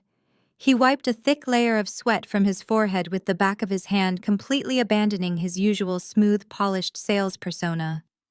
He tapped his tablet screen, bringing up the first slide of the logistics proposal. His voice trembled violently as he began to read directly from his notes, entirely losing eye contact with everyone in the room. He droned on about Apex Global Solutions and their supposed ability to optimize domestic supply chains for military contractors. He threw around corporate buzzwords, hoping the sheer volume of his voice would mask the absolute terror radiating from his body. He confidently claimed that his firm could reduce our overall transportation costs by 22% within the first fiscal quarter. I let him speak for exactly 4 minutes. I let him build up a tiny shred of false confidence before I completely dismantled his entire presentation. I raised my right hand, holding up a single finger. The simple gesture instantly commanded the attention of everyone in the room. Marcus stopped mid-sentence, his mouth hanging open. "That 22% reduction figure is a complete fabrication, Marcus," I stated, my voice echoing with icy precision. "You are basing those projections on commercial shipping rates from 3 years ago. You have entirely failed to account for the recent federal increases in hazardous material transport tariffs. Furthermore, your routing map relies on Interstate 80, which has been under heavy federal reconstruction for the past 6 months. A military supply convoy cannot afford a 4-hour delay because your logistics team failed to update their GPS software. Um, Richard whipped his head around to glare at Marcus. The veins in the CEO's neck were bulging. He hissed a sharp whisper, demanding to know if my assessment was accurate. Marcus stammered frantically, swiping through his tablet screen, trying to find a defense, but he had absolutely nothing. I opened the thick black binder resting in front of me, flipping to the financial section of their proposal. I kept my eyes locked directly on Marcus. Let us move on to your proposed warehousing solutions, I continued relentlessly. You listed 4 primary storage facilities in the Midwest to handle our overflow inventory. However, a basic public records search shows that 2 of those facilities failed their latest Department of Defense security compliance audits. You are actively trying to sell me storage space that is legally prohibited from housing classified military hardware. This is not just a math error, Marcus. This is a severe, catastrophic breach of defense contracting protocols. Marcus gripped the edges of the presentation podium so tightly his knuckles turned entirely white. His chest heaved as he breathed heavily. The humiliation was burning him alive. He had spent years telling me my military career was a joke, and now I was effortlessly exposing him as a complete fraud in front of his elite corporate superiors. You also inflated your profit margins by hiding administrative fees in the secondary budget lines, I added, closing the binder with a sharp, echoing snap. You thought you could bury the extra costs because you assume your clients do not actually read the fine print. But as you have recently learned the hard way, Marcus White always read the fine print. That was the breaking point. The subtle reference to his disastrous divorce settlement completely shattered his remaining self-control. He lost his mind. Shut up, Marcus roared, slamming his fist down onto the presentation podium. The loud bang made his own colleagues jump in their seats. You are just doing this to punish me. You do not care about these numbers. You are just bitter because I divorced you. You planned this whole thing to ruin my life because you are a miserable, vindictive woman. The entire executive team of Apex Global Solutions gasped in absolute horror. The room plunged into a suffocating, terrifying silence. Did their regional sales director really just scream at the CEO of the prime contracting firm? Did he really just bring his personal divorce drama into a multi-million-dollar Department of Defense pitch meeting? Richard stood up so fast his heavy leather chair crashed to the floor behind him. His face was a mask of pure, unadulterated fury. Marcus, what in the absolute hell is wrong with you? Richard screamed, his voice shaking with sheer rage. You are completely out of line. You do not ever speak to a potential partner that way. Apologize to her right this second. Marcus pointed an aggressive finger across the room at me. I will not apologize to her. She stole my house. She took my car. She is a manipulative fraud. I simply sat back in my chair, smoothing a microscopic crease from my navy blue suit jacket. I looked up at Richard, offering him a perfectly calm, professional expression. Richard, I appreciate your firm's interest in partnering with Vanguard Logistics Group. However, I cannot in good conscience award a federal contract to a company that employs a sales director who blatantly falsifies data and lacks basic emotional regulation. This meeting is officially over. Richard turned to Marcus. If looks could kill, Marcus would have dropped dead on the spot. He pointed toward the heavy oak doors. You are fired, Marcus, Richard bellowed, his voice echoing through the corporate suite. You are fired effectively immediately. You just cost us a $20 million contract because of your pathetic, unprofessional garbage. Get out of my sight. Get out of this building before I call the police. Marcus froze. The word fired echoed in his ears, completely paralyzing his body. He looked at Richard, then back at me, finally realizing that his entire career had just evaporated in a matter of seconds. He had no house, no car, no savings, and now he had absolutely zero income. Richard, please, you cannot do this. Marcus begged, his arrogant tone instantly replaced by a pathetic, whining whimper. I need this job. I just got married. I have debts. You cannot fire me. I just did, Richard snarled. He picked up his desk phone and hit a button. Security, I need 2 guards in the main executive boardroom right now. I need a terminated employee escorted off the premises. 2 minutes later, 2 large security guards marched into the room. They grabbed Marcus by his arms, hauling him away from the podium. He did not even have the chance to pack his desk. They handed him a small cardboard box containing a few personal items his assistant had quickly thrown together. I watched with quiet, profound satisfaction as my ex-husband was forcefully dragged out of the glass doors. He clutched his pathetic cardboard box to his chest, crying actual tears of despair as he was humiliated in front of his entire company. Richard turned to me, bowing his head in profound apology, desperately begging for a second chance to pitch the contract with a different team. I simply smiled, gathered my files, and walked out of the building. The heavy glass doors of Apex Global Solutions glided shut behind me, severing the sound of Richard desperately trying to salvage his ruined contract. I walked toward my waiting town car. I slid into the leather back seat, instructing my driver to take the scenic route back to headquarters. I needed a quiet moment to appreciate the absolute poetry of Marcus carrying his pathetic cardboard box down the street. However, the true tragedy of his situation was only just beginning to unfold. Marcus had nowhere to go except the overpriced luxury apartment Vanessa had leased in her own name for the weeks leading up to the wedding. He arrived at her doorstep looking like a completely broken man. He was sweating profusely, his expensive suit wrinkled, clutching the box of office supplies like a fragile lifeline. When Vanessa opened the front door, she was already furious. She had spent the entire morning fielding harassing phone calls from the country club manager who was threatening to press felony charges for the unpaid catering bill. "Where have you been?" Vanessa shrieked, grabbing his arm and pulling him into the apartment. "The club manager is threatening to have me arrested, Marcus. Why did your bank cards decline? You need to call your mother and get that money transferred right now."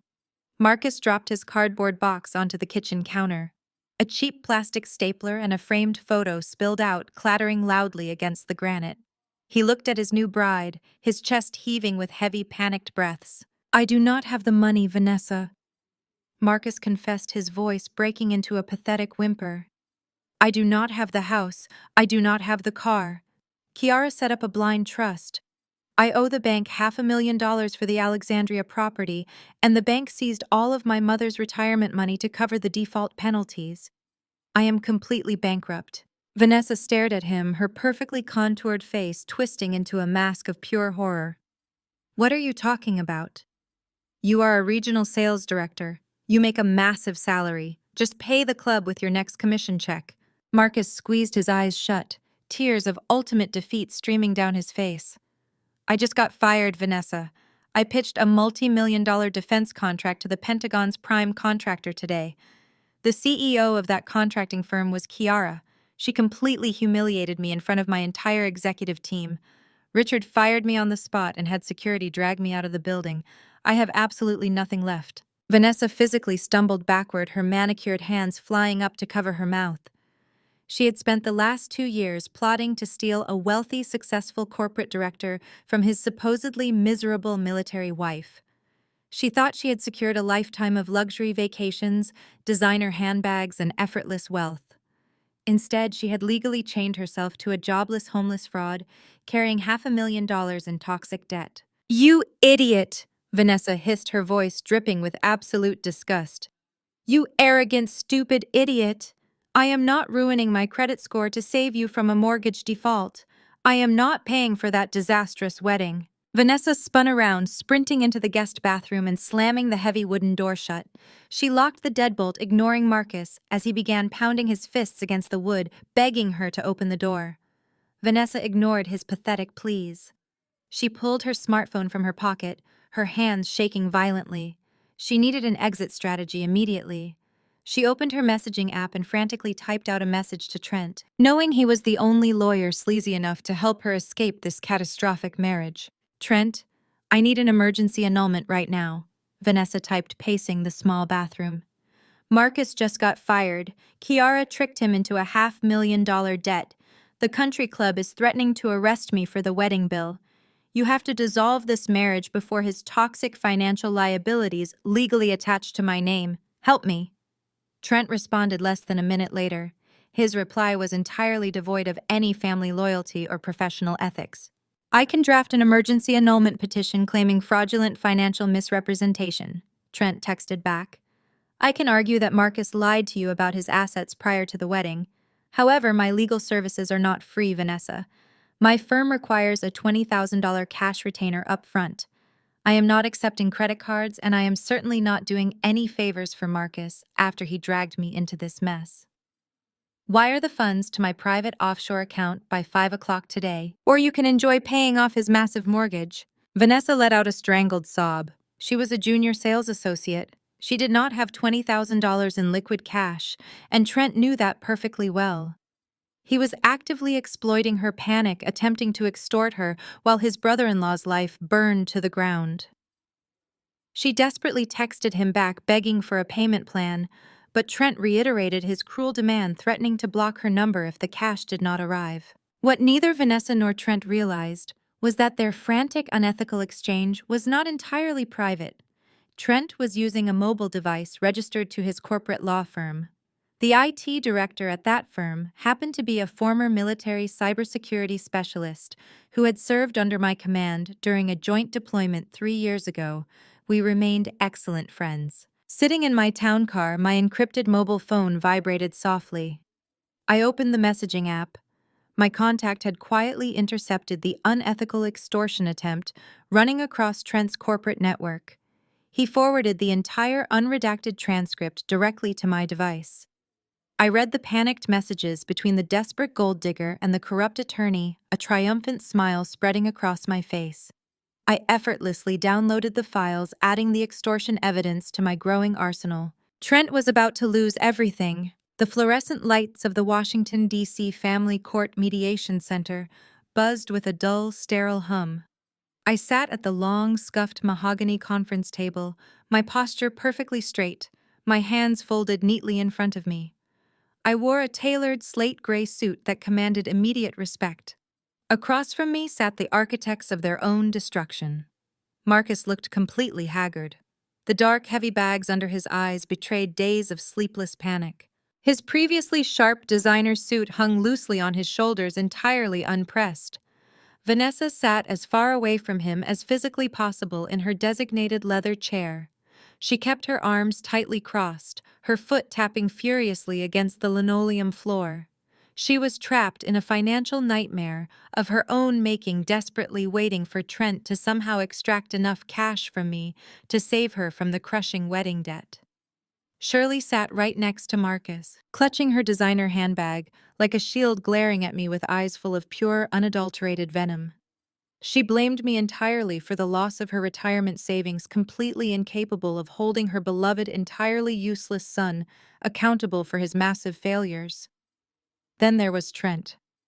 The disgraced, arrogant defense attorney strutted into the mediation room with a faux leather briefcase, projecting the utterly delusional confidence of a man who still believed he controlled the chessboard. The court-appointed mediator, a stern older woman with silver hair and wire-rimmed glasses, took her seat at the head of the table. She adjusted her microphone and formally initiated the mandatory asset division session. Trent did not even wait for her to finish reading the preliminary guidelines before he launched into his aggressive, heavily rehearsed theatrical performance. He slapped his hands down on the table, leaning forward to try and physically intimidate me. He loudly declared that his client had been subjected to severe, unprecedented emotional and financial abuse. Trent completely twisted the narrative, claiming that I had maliciously orchestrated the loss of Marcus's prestigious regional sales director position out of sheer petty jealousy over his new marriage.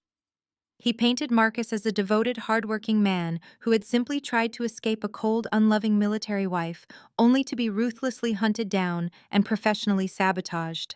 The sheer audacity of his lies was almost impressive. Marcus slumped his shoulders forward, staring down at the table, perfectly playing the role of the broken, defeated victim. Vanessa rolled her eyes, clearly exhausted by the performance, but remaining completely silent, hoping the charade would eventually result in a massive life-changing financial payout that would magically erase the disastrous mountain of debt she was now permanently and legally tied to. Trent aggressively pulled a thick stack of papers from his briefcase and shoved them across the table toward the mediator. He demanded a full immediate restructuring of the original divorce settlement. He loudly proclaimed that because Marcus was now entirely unemployed and carrying the massive unfair burden of a $500,000 foreclosure, it was my legal responsibility to keep him financially afloat. Trent demanded that the court garnish my steady military paycheck. He formally requested temporary and permanent spousal support, arguing that I had a secure government-funded income with guaranteed housing allowances, comprehensive medical benefits, and unparalleled job security, while Marcus was actively facing extreme undeniable homelessness and complete destitution. Shirley chimed in from the sidelines, loudly scoffing and muttering that it was the absolute least I could do after stealing her $50,000 retirement fund through a malicious banking loophole. She wagged a manicured finger at me, fiercely asserting that a true God-fearing woman would never leave her hard-working husband to rot in poverty. She demanded total financial restitution for the emotional distress I had allegedly caused her beautiful new daughter-in-law. Marcus finally looked up, his eyes meeting mine. He demanded a portion of my military pension, claiming he had sacrificed the best years of his life, supporting my deployments completely, ignoring the fact that he spent those exact same years draining our accounts to fund his luxury lifestyle and his illicit affairs with his junior corporate coworkers. I did not interrupt them. I did not raise my voice, and I certainly did not defend myself against their pathetic, desperate accusations. I simply sat there absorbing every single ridiculous demand, letting them dig their graves so incredibly deep that they would never see the sunlight again. I offered Marcus a slow, chilling smile. It was the exact same smile I gave him in the hospital room when I signed the house away. His confident facade faltered for a fraction of a second, a sudden flash of profound terror flickering behind his eyes as he recognized the trap snapping shut around his ankles. He nervously adjusted his collar, suddenly realizing that a cornered prey does not smile at the predator. Trent noticed my silence and assumed I was intimidated. He slammed his fist on the table, demanding I produce my financial disclosures immediately so he could begin calculating his client's monthly alimony payments. He arrogantly insisted that military personnel were obligated to support their spouses during transitional periods. Before the mediator could even ask me to respond, the heavy wooden door at the back of the mediation room swung open with a loud, authoritative click. The room fell into pure and absolute silence. A tall, impeccably dressed man stepped inside. He was not a cheap, aggressive defense attorney like Trent. He was a senior partner at one of the most ruthless, elite corporate wealth management law firms on the entire East Coast. He wore a bespoke $5,000 suit and carried a thick leather-bound briefcase secured with dual brass combination locks. He walked directly to my side of the table, offering the mediator a crisp, professional nod before taking the empty seat right beside me. He placed the heavy briefcase onto the table. The dull, heavy thud echoed like a final, devastating judge's gavel. My attorney, Harrison Vance, a senior partner renowned for decimating corporate opponents, did not immediately open his briefcase. He stood tall, projecting an aura of absolute control, and looked down at the pathetic assembly of desperate people sitting across the table. Trent sneered, attempting to mask his sudden, undeniable insecurity with another wave of aggressive bluster. He adjusted his cheap tie and pointed a shaking finger at Harrison. "I do not care who you are or what overpriced law firm you crawled out of," Trent barked, trying to sound authoritative. "The law is the law. My client is unemployed and facing extreme financial hardship. Your client is an active-duty military officer with a guaranteed government income. We demand Kiara's full financial disclosures immediately so we can finalize the spousal support calculations. Marcus is legally entitled to maintain the standard of living he became accustomed to during their marriage, and we are not leaving this mediation room until the alimony agreement is signed and notarized." Harrison offered Trent a smile so profoundly condescending it could have frozen boiling water. He slowly unfastened the dual brass combination locks on his leather briefcase. The sharp click sounded like a vault sealing shut. "You are absolutely correct about one thing, counselor," Harrison replied, his voice rich, deep, and dripping with sophisticated mockery. "Full financial transparency is indeed required to finalize this asset division. However, you might want to brace yourself right today. See, your understanding of my client's standard of living is about to be drastically updated," Harrison continued seamlessly. He reached into the dark interior of his briefcase and extracted a perfectly organized stack of documents printed on premium heavy stock paper. He did not hand them to the mediator, nor did he offer them to Trent. Instead, he slid the immaculate stack directly across the smooth mahogany table. The papers came to a dead stop right in front of Marcus. The bold, black text on the top page clearly displayed my official tax filings from the previous fiscal year, including my corporate returns and the certified profit and loss statements from Vanguard Logistics Group. Marcus leaned forward, his bloodshot eyes narrowing aggressively as he tried to comprehend the dense financial jargon laid out before him. Vanessa peered over his left shoulder, her manicured fingers gripping the sharp edge of the table. Shirley leaned in from the opposite side, her face twisted in a permanent bitter scowl. Trent stood up quickly, straining to see the documents from his side of the room. Marcus scanned the first page carefully. His eyes instantly locked onto the bottom line of the official income summary. His entire body went rigidly still. The remaining color drained from his face so fast he looked completely ghostly. His jaw dropped open, but absolutely no sound came out. He just stared at the page, blinking very rapidly, as if expecting the numbers to magically change into smaller figures permanently. "Marcus," Shirley snapped, slapping his arm impatiently with her hand. "What does it say? How much are we going to garnish from her little army paycheck?" Marcus slowly looked up from the table. His hands began to shake violently, rattling the heavy paper against the polished wood. He looked at me with an expression of pure, unadulterated shock. He opened his mouth again, his voice cracking into a high, breathless whisper. $740,000, Marcus choked out, the astronomical number tearing through his throat like shattered glass. "She made $740,000 last year." A horrifying, suffocating silence instantly paralyzed the entire mediation room. Vanessa gasped, stumbling backward into her leather chair, as if she had been physically struck by an invisible force. Her wide eyes darted wildly from the tax returns to my perfectly tailored suit. She had spent 2 grueling years seducing a man she thought was a wealthy corporate director, completely unaware that his quiet military wife was practically a multimillionaire. Shirley let out a strangled, breathless squeak, her hands flying up to cover her mouth in absolute disbelief. The woman she had tormented, insulted, and treated like a peasant for 6 long years possessed more wealth than her entire extended family combined. Trent completely froze, his arrogant posture instantly collapsing as the sheer magnitude of his legal failure crashed down upon him. He realized immediately that he had grossly underestimated his very quiet, highly unassuming female opponent today. "That is impossible," Marcus screamed, slamming his fists onto the mahogany table. "You are a logistics officer. You make $7,000 a month. Where did this money come from? You have been hiding millions from me for our entire marriage. You lied to me." I rested my hands on the table, staring into his panicked, frantic eyes. "I never lied to you, Marcus. I just never corrected your inflated ego. You were so desperate to feel superior that you never once asked about my private investments.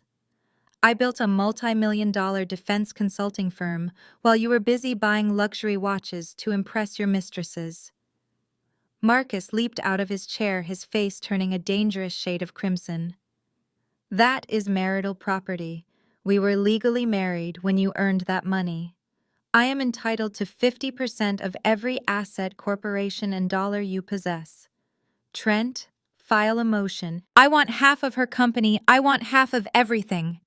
Trent scrambled to grab his pen, his hands shaking so violently he dropped it on the floor. He tried to speak, but Harrison held up a commanding hand, silencing the chaotic uproar. "Sit down and be quiet, Marcus. Harrison ordered, his voice echoing with absolute crushing finality. "You are not getting a single cent." Kiara wisely placed her corporate ownership into irrevocable blind trust. When you forced her to sign that hospital paperwork, you signed a waiver releasing all claims to undisclosed assets. You locked yourself out. Trent stared at Harrison, his face transforming into a canvas of sheer panic. Heavy beads of sweat broke out across his forehead. He loosened his silk tie, suddenly finding it very difficult to breathe. His arrogant courtroom persona completely evaporated, leaving behind a terrified, cornered man who realized he had walked his brother-in-law directly into a financial slaughterhouse. "That is absolutely preposterous," Trent stammered, his voice pitching an octave higher than normal. "That hospital agreement is entirely void." Kiara was heavily medicated on intravenous morphine at the time. She was recovering from major trauma. We can easily prove she lacked the mental capacity to execute a binding legal contract. Any judge would throw that waiver out based on severe medical coercion. Harrison did not blink. He leaned back in his chair and offered Trent a look of profound, almost clinical pity. "You are more than welcome to argue coercion in front of a federal judge, counselor," Harrison replied smoothly. "However, you will have to explain why you and your client intentionally ambushed a highly medicated injured soldier in a military hospital to aggressively force a signature in the first place. You orchestrated the precise conditions you are now claiming invalidate the contract. If you attempt to void the waiver based on coercion, you are simultaneously confessing to predatory legal malpractice on the official public record. I highly encourage you to file that motion, Trent. I would love to depose you under oath." Trent opened his mouth, but absolutely no sound came out. He was completely trapped in a legal paradox of his own making. If the contract stood, Marcus was bankrupt. If he voided the contract by admitting coercion, he would be heavily sanctioned for gross professional misconduct. He looked frantically at Marcus hyperventilating in his chair and then at Shirley glaring at Trent with murderous intent. I decided to put the disgraced attorney out of his misery. I unclasped the sleek metal latch of my own portfolio. "You seem incredibly concerned about legal ethics today, Trent," I stated, my voice slicing through the heavy, suffocating tension in the room. "That is a fascinating pivot for a man who uses fabricated court documents to illegally evict people from their own property." Trent froze. His eyes locked onto my hands as I withdrew a single crisp sheet of paper from my folder. The color completely drained from his face, leaving him looking as white as a ghost. He recognized the document instantly. "When I returned to my house to pack my personal belongings last week, you blocked my vehicle." I continued holding the paper up so the mediator could clearly see the official-looking seal printed at the top. "You confidently waived this emergency restraining order in my face. You aggressively threatened to call the military police and permanently destroy my army career if I ever stepped foot near Marcus or the property again. You used this specific document to enforce an immediate, unlawful eviction." I slid the paper across the polished mahogany table directly toward the mediator. The woman adjusted her wire-rimmed glasses and examined the document. "I have an eidetic memory for numbers, Trent," I explained, leaning forward and resting my forearms on the table.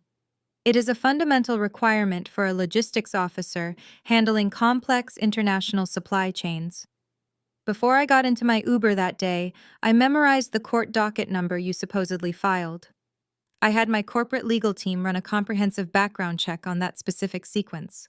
The mediator looked up from the document, her expression hardening into a mask of severe professional disgust. She turned her sharp gaze toward Trent. "This docket number belongs to a finalized traffic citation from 3 years ago," the mediator announced, her voice echoing with stern authority. "The judicial signature has been digitally cloned. This entire document is a complete and total forgery." Marcus gasped, looking at his brother-in-law in horror. Shirley gripped the edge of the table, her knuckles turning white. Vanessa covered her mouth with both hands, her eyes wide with shock. "You falsified a federal court order to unlawfully intimidate an active-duty military officer," I stated, watching the sheer terror consume Trent's features. You utilized your position as a licensed attorney to commit aggravated fraud and unlawful eviction. That alone is enough to permanently end your career, but I do not believe in leaving any loose ends." Trent shook violently. He gripped the edge of his faux leather briefcase, looking wildly around the room as if searching for a hidden exit. "You cannot prove I generated that document." Trent choked out, his voice a pathetic, desperate wheeze. "Marcus handed that paper to me. I was just acting on behalf of my client." "Do not lie to me!" Marcus screamed, jumping up from his chair and pointing an accusing finger at Trent. "You brought that paper to the house. You told me you pulled a massive favor with a judge to get it expedited. It does not matter who printed it, because your corruption goes much deeper than a fake restraining order," I interjected, pulling a second stack of papers from my portfolio. "A mutual acquaintance in the corporate cybersecurity sector recently brought something highly disturbing to my attention." I slid the transcripts across the table. They landed right on top of the forged restraining order. Vanessa let out a sharp, terrified shriek the second she recognized the printed conversation. I submitted the forged restraining order, the comprehensive forensic report on its origins, and the unredacted transcripts of your extortion attempt directly to the State Bar Association Disciplinary Committee at 8 o'clock this morning. I announced delivering the absolute lethal final blow. I also forwarded the entire packet to the District Attorney's Office for criminal review. You are not just going to lose your law license, Trent. You are going to face multiple felony charges for fraud, extortion, and forgery. Your career, your reputation, and your freedom are instantly over. The crushing weight of my declaration hung in the stagnant air for a breathless second before the fragile alliance completely disintegrated. The sheer reality of impending federal charges hit Trent like a physical blow. He collapsed backward into his chair. His hands trembled severely. The fake leather briefcase slid off his lap and crashed onto the floor, spilling fabricated documents everywhere. He stared blankly at the wall, struggling to breathe. He realized his career was buried. Vanessa was the first to fully break. A piercing scream tore from her throat, shattering the silence. She leaped up from her leather chair, manicured hands clawing at her styled hair in pure panic. She looked at Marcus, the man she eagerly married just 4 days ago, as if he were covered in a contagious disease. He was no longer her golden ticket to luxury. He was now an unemployed homeless anchor drowning in toxic debt. He had tethered her to his sinking ship. "You lied to me!" Vanessa shrieked, her voice echoing off the walls. "You told me you were a millionaire. You told me you owned that house. I am not paying your mortgage. I am not going down for your pathetic mistakes." Marcus reached out across the space. His face was a mask of desperate panic. He tried to grab her wrist, begging her to calm down and promising to figure something out. He swore he would land a new job and fix the financial hole he created. Vanessa snatched her arm away with a look of pure revulsion. She grabbed her left hand violently, twisting the diamond engagement ring off her finger. It was the ring Marcus had purchased using funds illegally siphoned from my business accounts. With a vicious cry, Vanessa threw the diamond ring directly at Marcus. The jewelry struck him hard in the center of his chest. It bounced off his wrinkled suit jacket and rolled uselessly underneath the large conference table. "Do not ever speak to me again, Marcus," Vanessa screamed, grabbing her handbag. "I am calling the county clerk the second I step out of this building. I am filing for an immediate annulment based on financial fraud.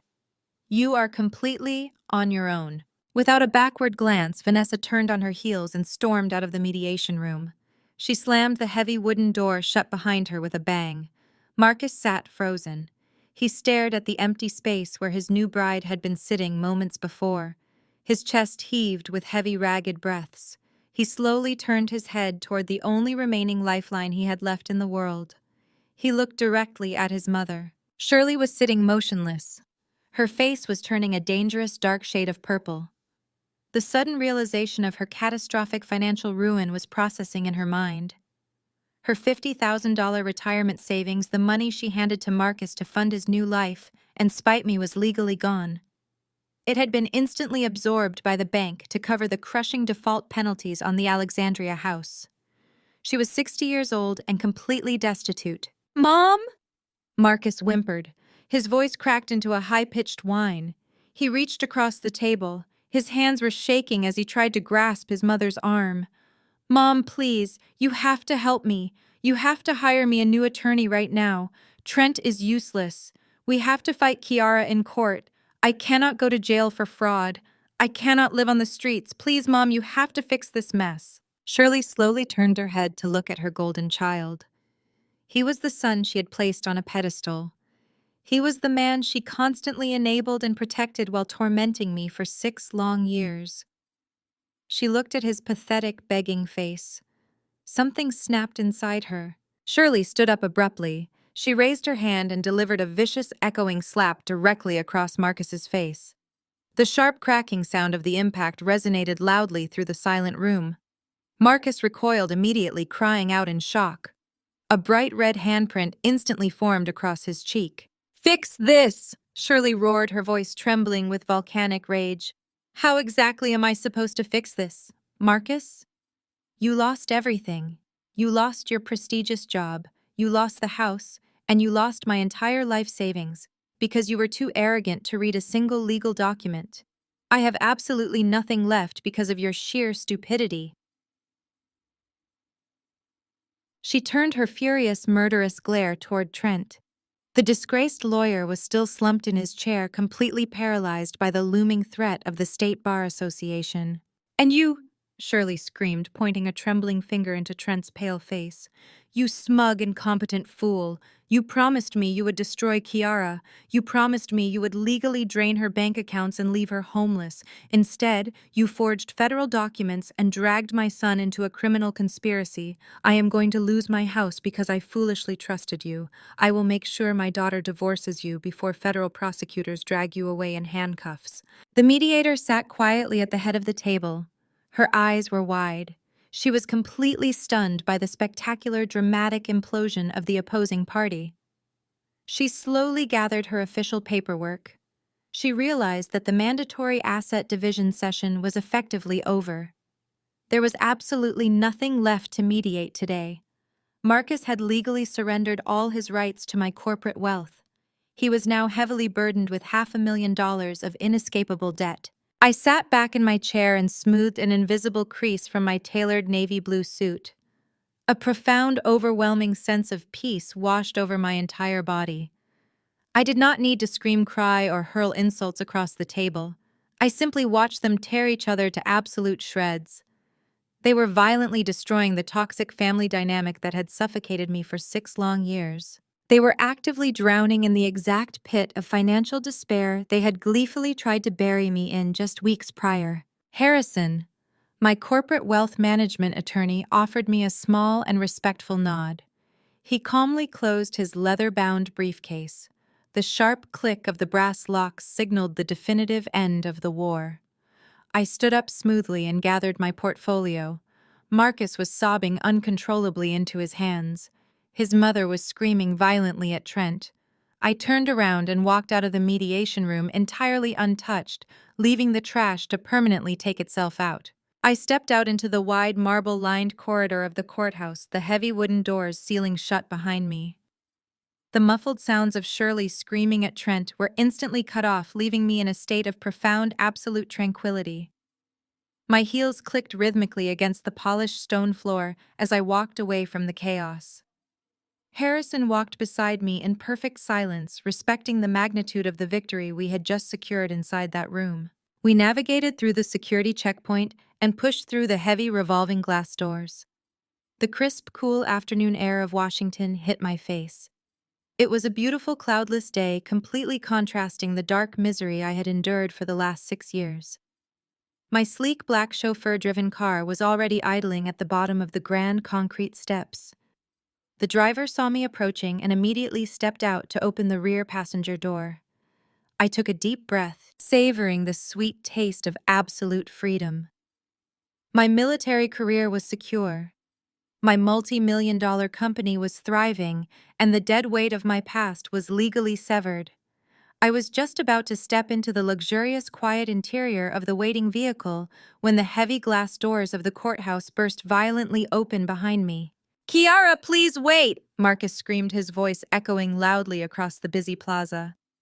I slowly turned around, resting my hand on the open car door. Marcus was sprinting wildly down the grand concrete steps. He had completely abandoned all pretense of corporate dignity.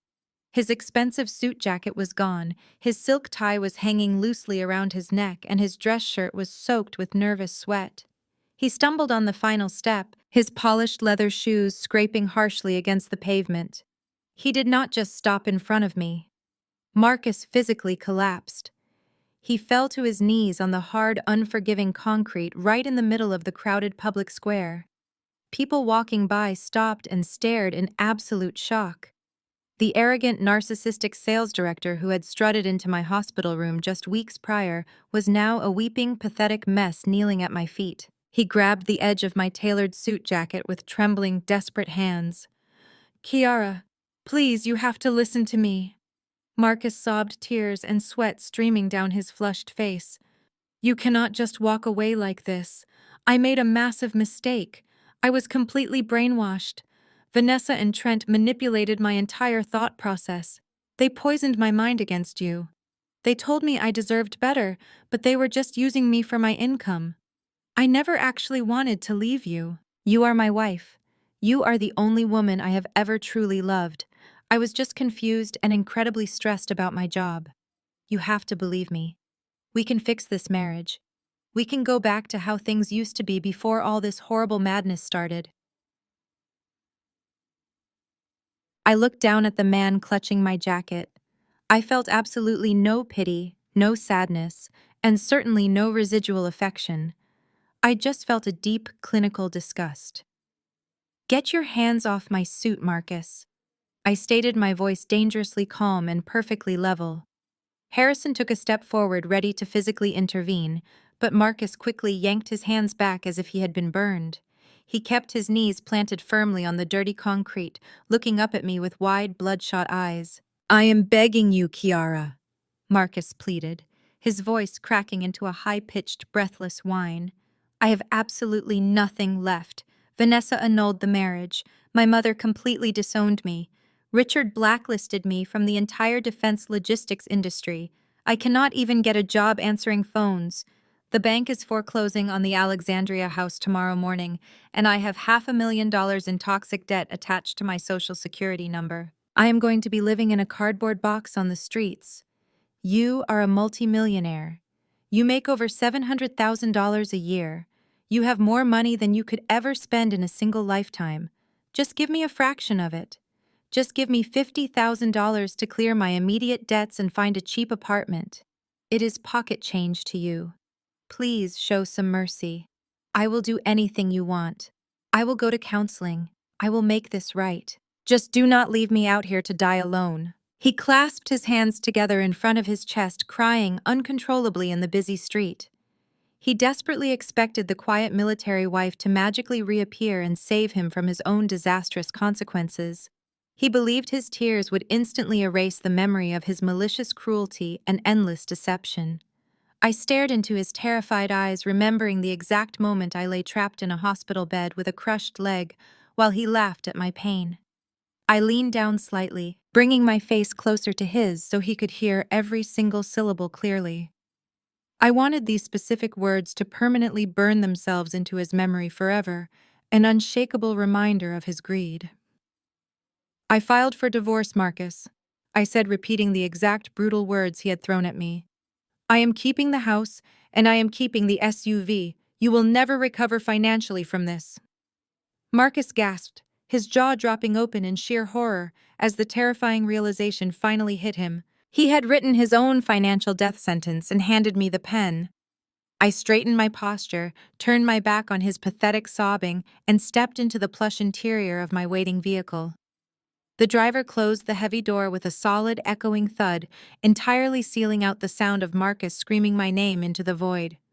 The car smoothly pulled away from the curb, blending seamlessly into the heavy, busy city traffic, and permanently leaving my ex-husband crying on the pavement forever. 6 months passed since the day I stepped into my car and left Marcus sobbing on the concrete. The changing of the seasons brought a cold, bitter winter to the capital, mirroring the harsh reality my former family now faced every single day. I did not have to lift a single finger to orchestrate their downfall.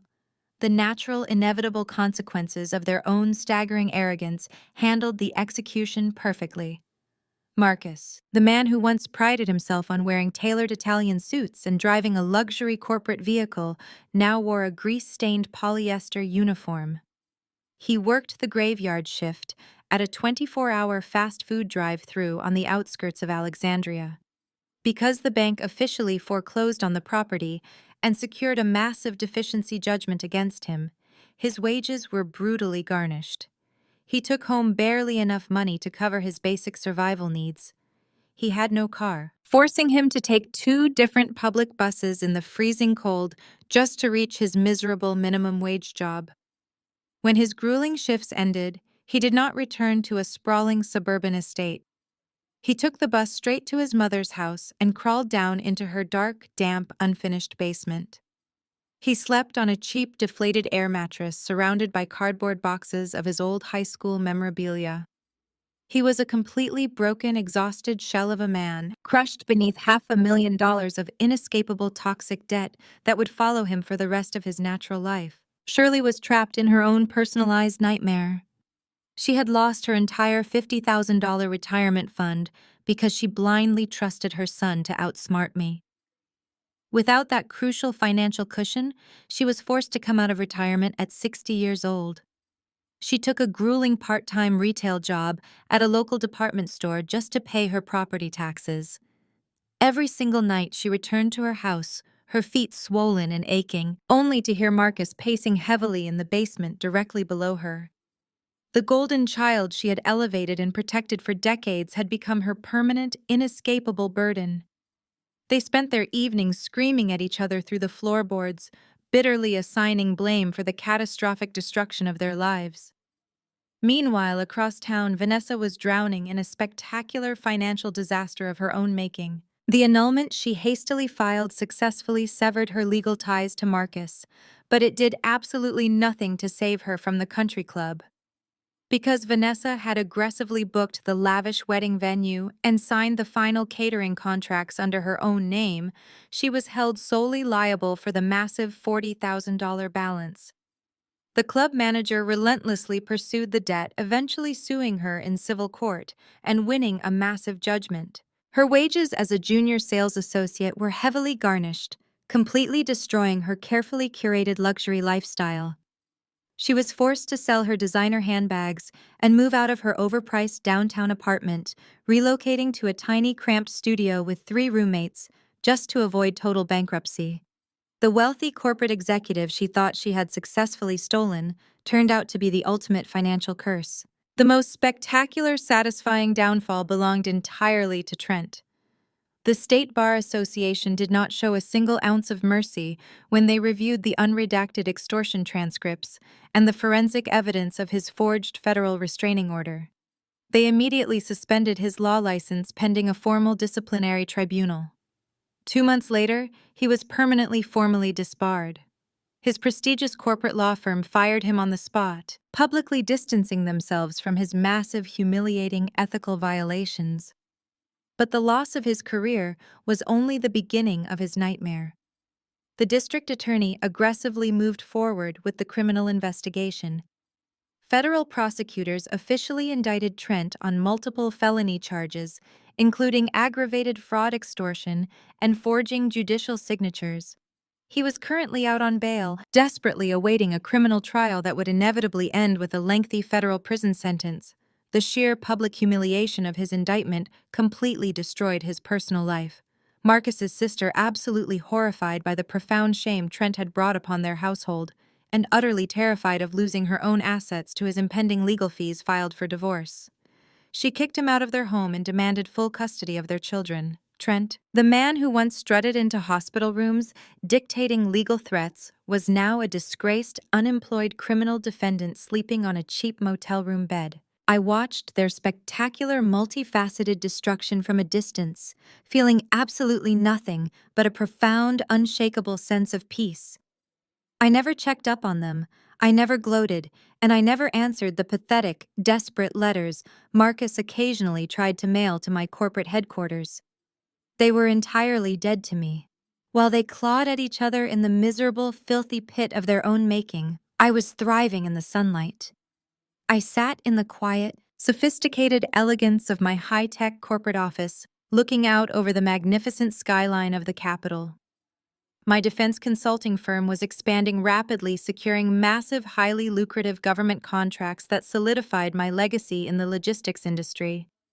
I was surrounded by fiercely loyal military colleagues, incredibly brilliant business partners, and a vibrant, authentic community that valued my intellect and my character. The absolute stunning contrast between their ruined, chaotic lives and the serene, untouchable silence of my new existence was the ultimate victory. I had not just survived their malicious betrayal, I had masterfully turned their aggressive greed into the precise weapon of their own permanent destruction. It was truly a profound, beautiful form of poetic justice.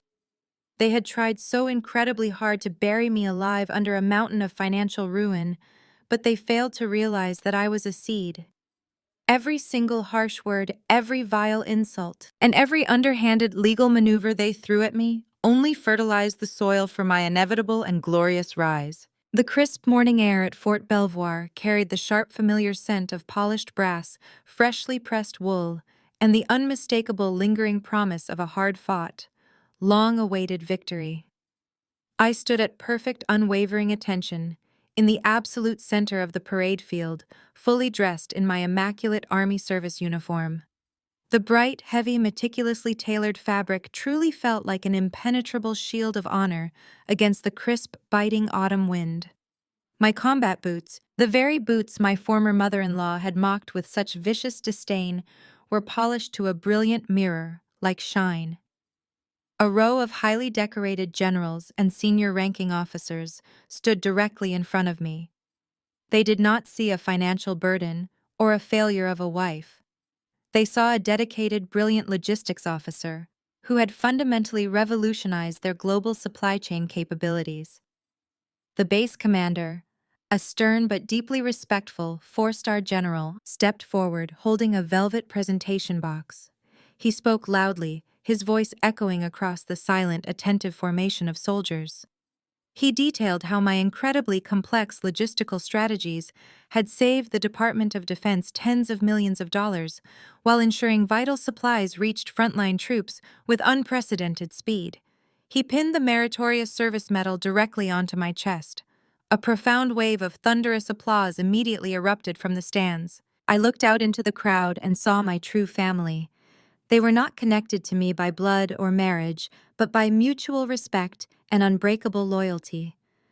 My commanding officers, my brilliant squad mates, and the men and women who had supported me through my grueling physical therapy were all standing and cheering. They had rushed to my hospital bed when my own husband had abandoned me. They had brought me warm meals and fiercely defended my character when Trent tried to destroy my career with his forged documents. I stood on that pristine green field, listening to the roaring applause, and felt a profound, overwhelming sense of absolute validation. My military career was not a lowly, pathetic joke. It was a foundation of unbreakable discipline that had completely saved my life. Later that exact same afternoon, I traded my perfectly pressed military uniform for a razor-sharp, custom-tailored designer suit. The soft, luxurious fabric felt incredibly empowering against my skin as I prepared for the second half of my triumphant day. I stepped out of my private elevator and walked into the sprawling, glass-walled executive boardroom of Vanguard Logistics Group. The breathtaking panoramic view of the bustling capital city stretched out endlessly before me, perfectly reflecting the limitless boundaries of my rapidly expanding business empire. The atmosphere was electric, buzzing with the quiet, intense energy of high-level corporate success. My executive team, a group of incredibly brilliant, fiercely loyal professionals, was already gathered around the massive oak conference table. They stood up in a show of profound respect as I entered the room. I took my seat at the head of the table, looking out over the magnificent, sprawling skyline of Washington. Sitting perfectly centered on my desk was a thick leather-bound international contract. It was a monumental exclusive partnership with a major European defense coalition. This single signature would officially double the annual revenue of my entire company, securing my legacy in the global logistics industry forever. I slowly picked up my favorite gold fountain pen. I thought about Marcus for a brief, fleeting fraction of a second. I thought about how he was probably waking up in a dark, freezing basement, dreading his miserable minimum wage shift at the drive-through window. I smoothly signed my name across the dotted line, officially closing a deal worth tens of millions of dollars. The entire boardroom erupted into joyful, celebratory applause. Expensive crystal champagne glasses clinked together in a beautiful, ringing harmony. I walked over to the floor-to-ceiling window, sipping my drink, completely bathed in the warm, golden light of the setting sun. I had never felt so incredibly vibrant, so powerfully alive, and so absolutely at peace. If my journey has taught me anything, it is that true, unshakable power does not come from screaming at the top of your lungs. It does not come from throwing wild tantrums in a courtroom, begging for attention, or violently wrestling in the mud with toxic, miserable people. True power is moving in absolute silence. It is meticulously protecting your peace and letting your undeniable success make all the noise. When people show you exactly who they are, you do not need to argue with them or try to desperately change their deeply flawed minds. You simply need to step back, lock your financial doors, and let the trash take itself completely out. Marcus, Shirley, Trent, and Vanessa thought they were ruthlessly burying a weak, defenseless woman. They completely failed to realize that they were simply handing me the exact shovel I needed to unearth my greatest potential. They destroyed their own miserable lives through sheer, unadulterated greed and profound arrogance. I did not have to lift a single finger in malice. I just focused entirely on my own growth, letting the natural, devastating consequences of their actions hit them like a runaway freight train. You never have to compromise your dignity to get sweet revenge. You just have to build an empire so incredibly massive that they cannot even see the top of it from the miserable gutter they chose to live in. If you have ever been entirely underestimated by someone who thought they could easily break you, let me know your story in the comments below. Share how you quietly turned their toxic doubt into your ultimate motivation. Please hit the like button and subscribe to the channel for more stories about surviving betrayal and building a beautiful, unapologetic life on your own terms. Always remember to protect your peace, trust, your profound strength, and never let anyone make you feel small in your own brilliant, magnificent life.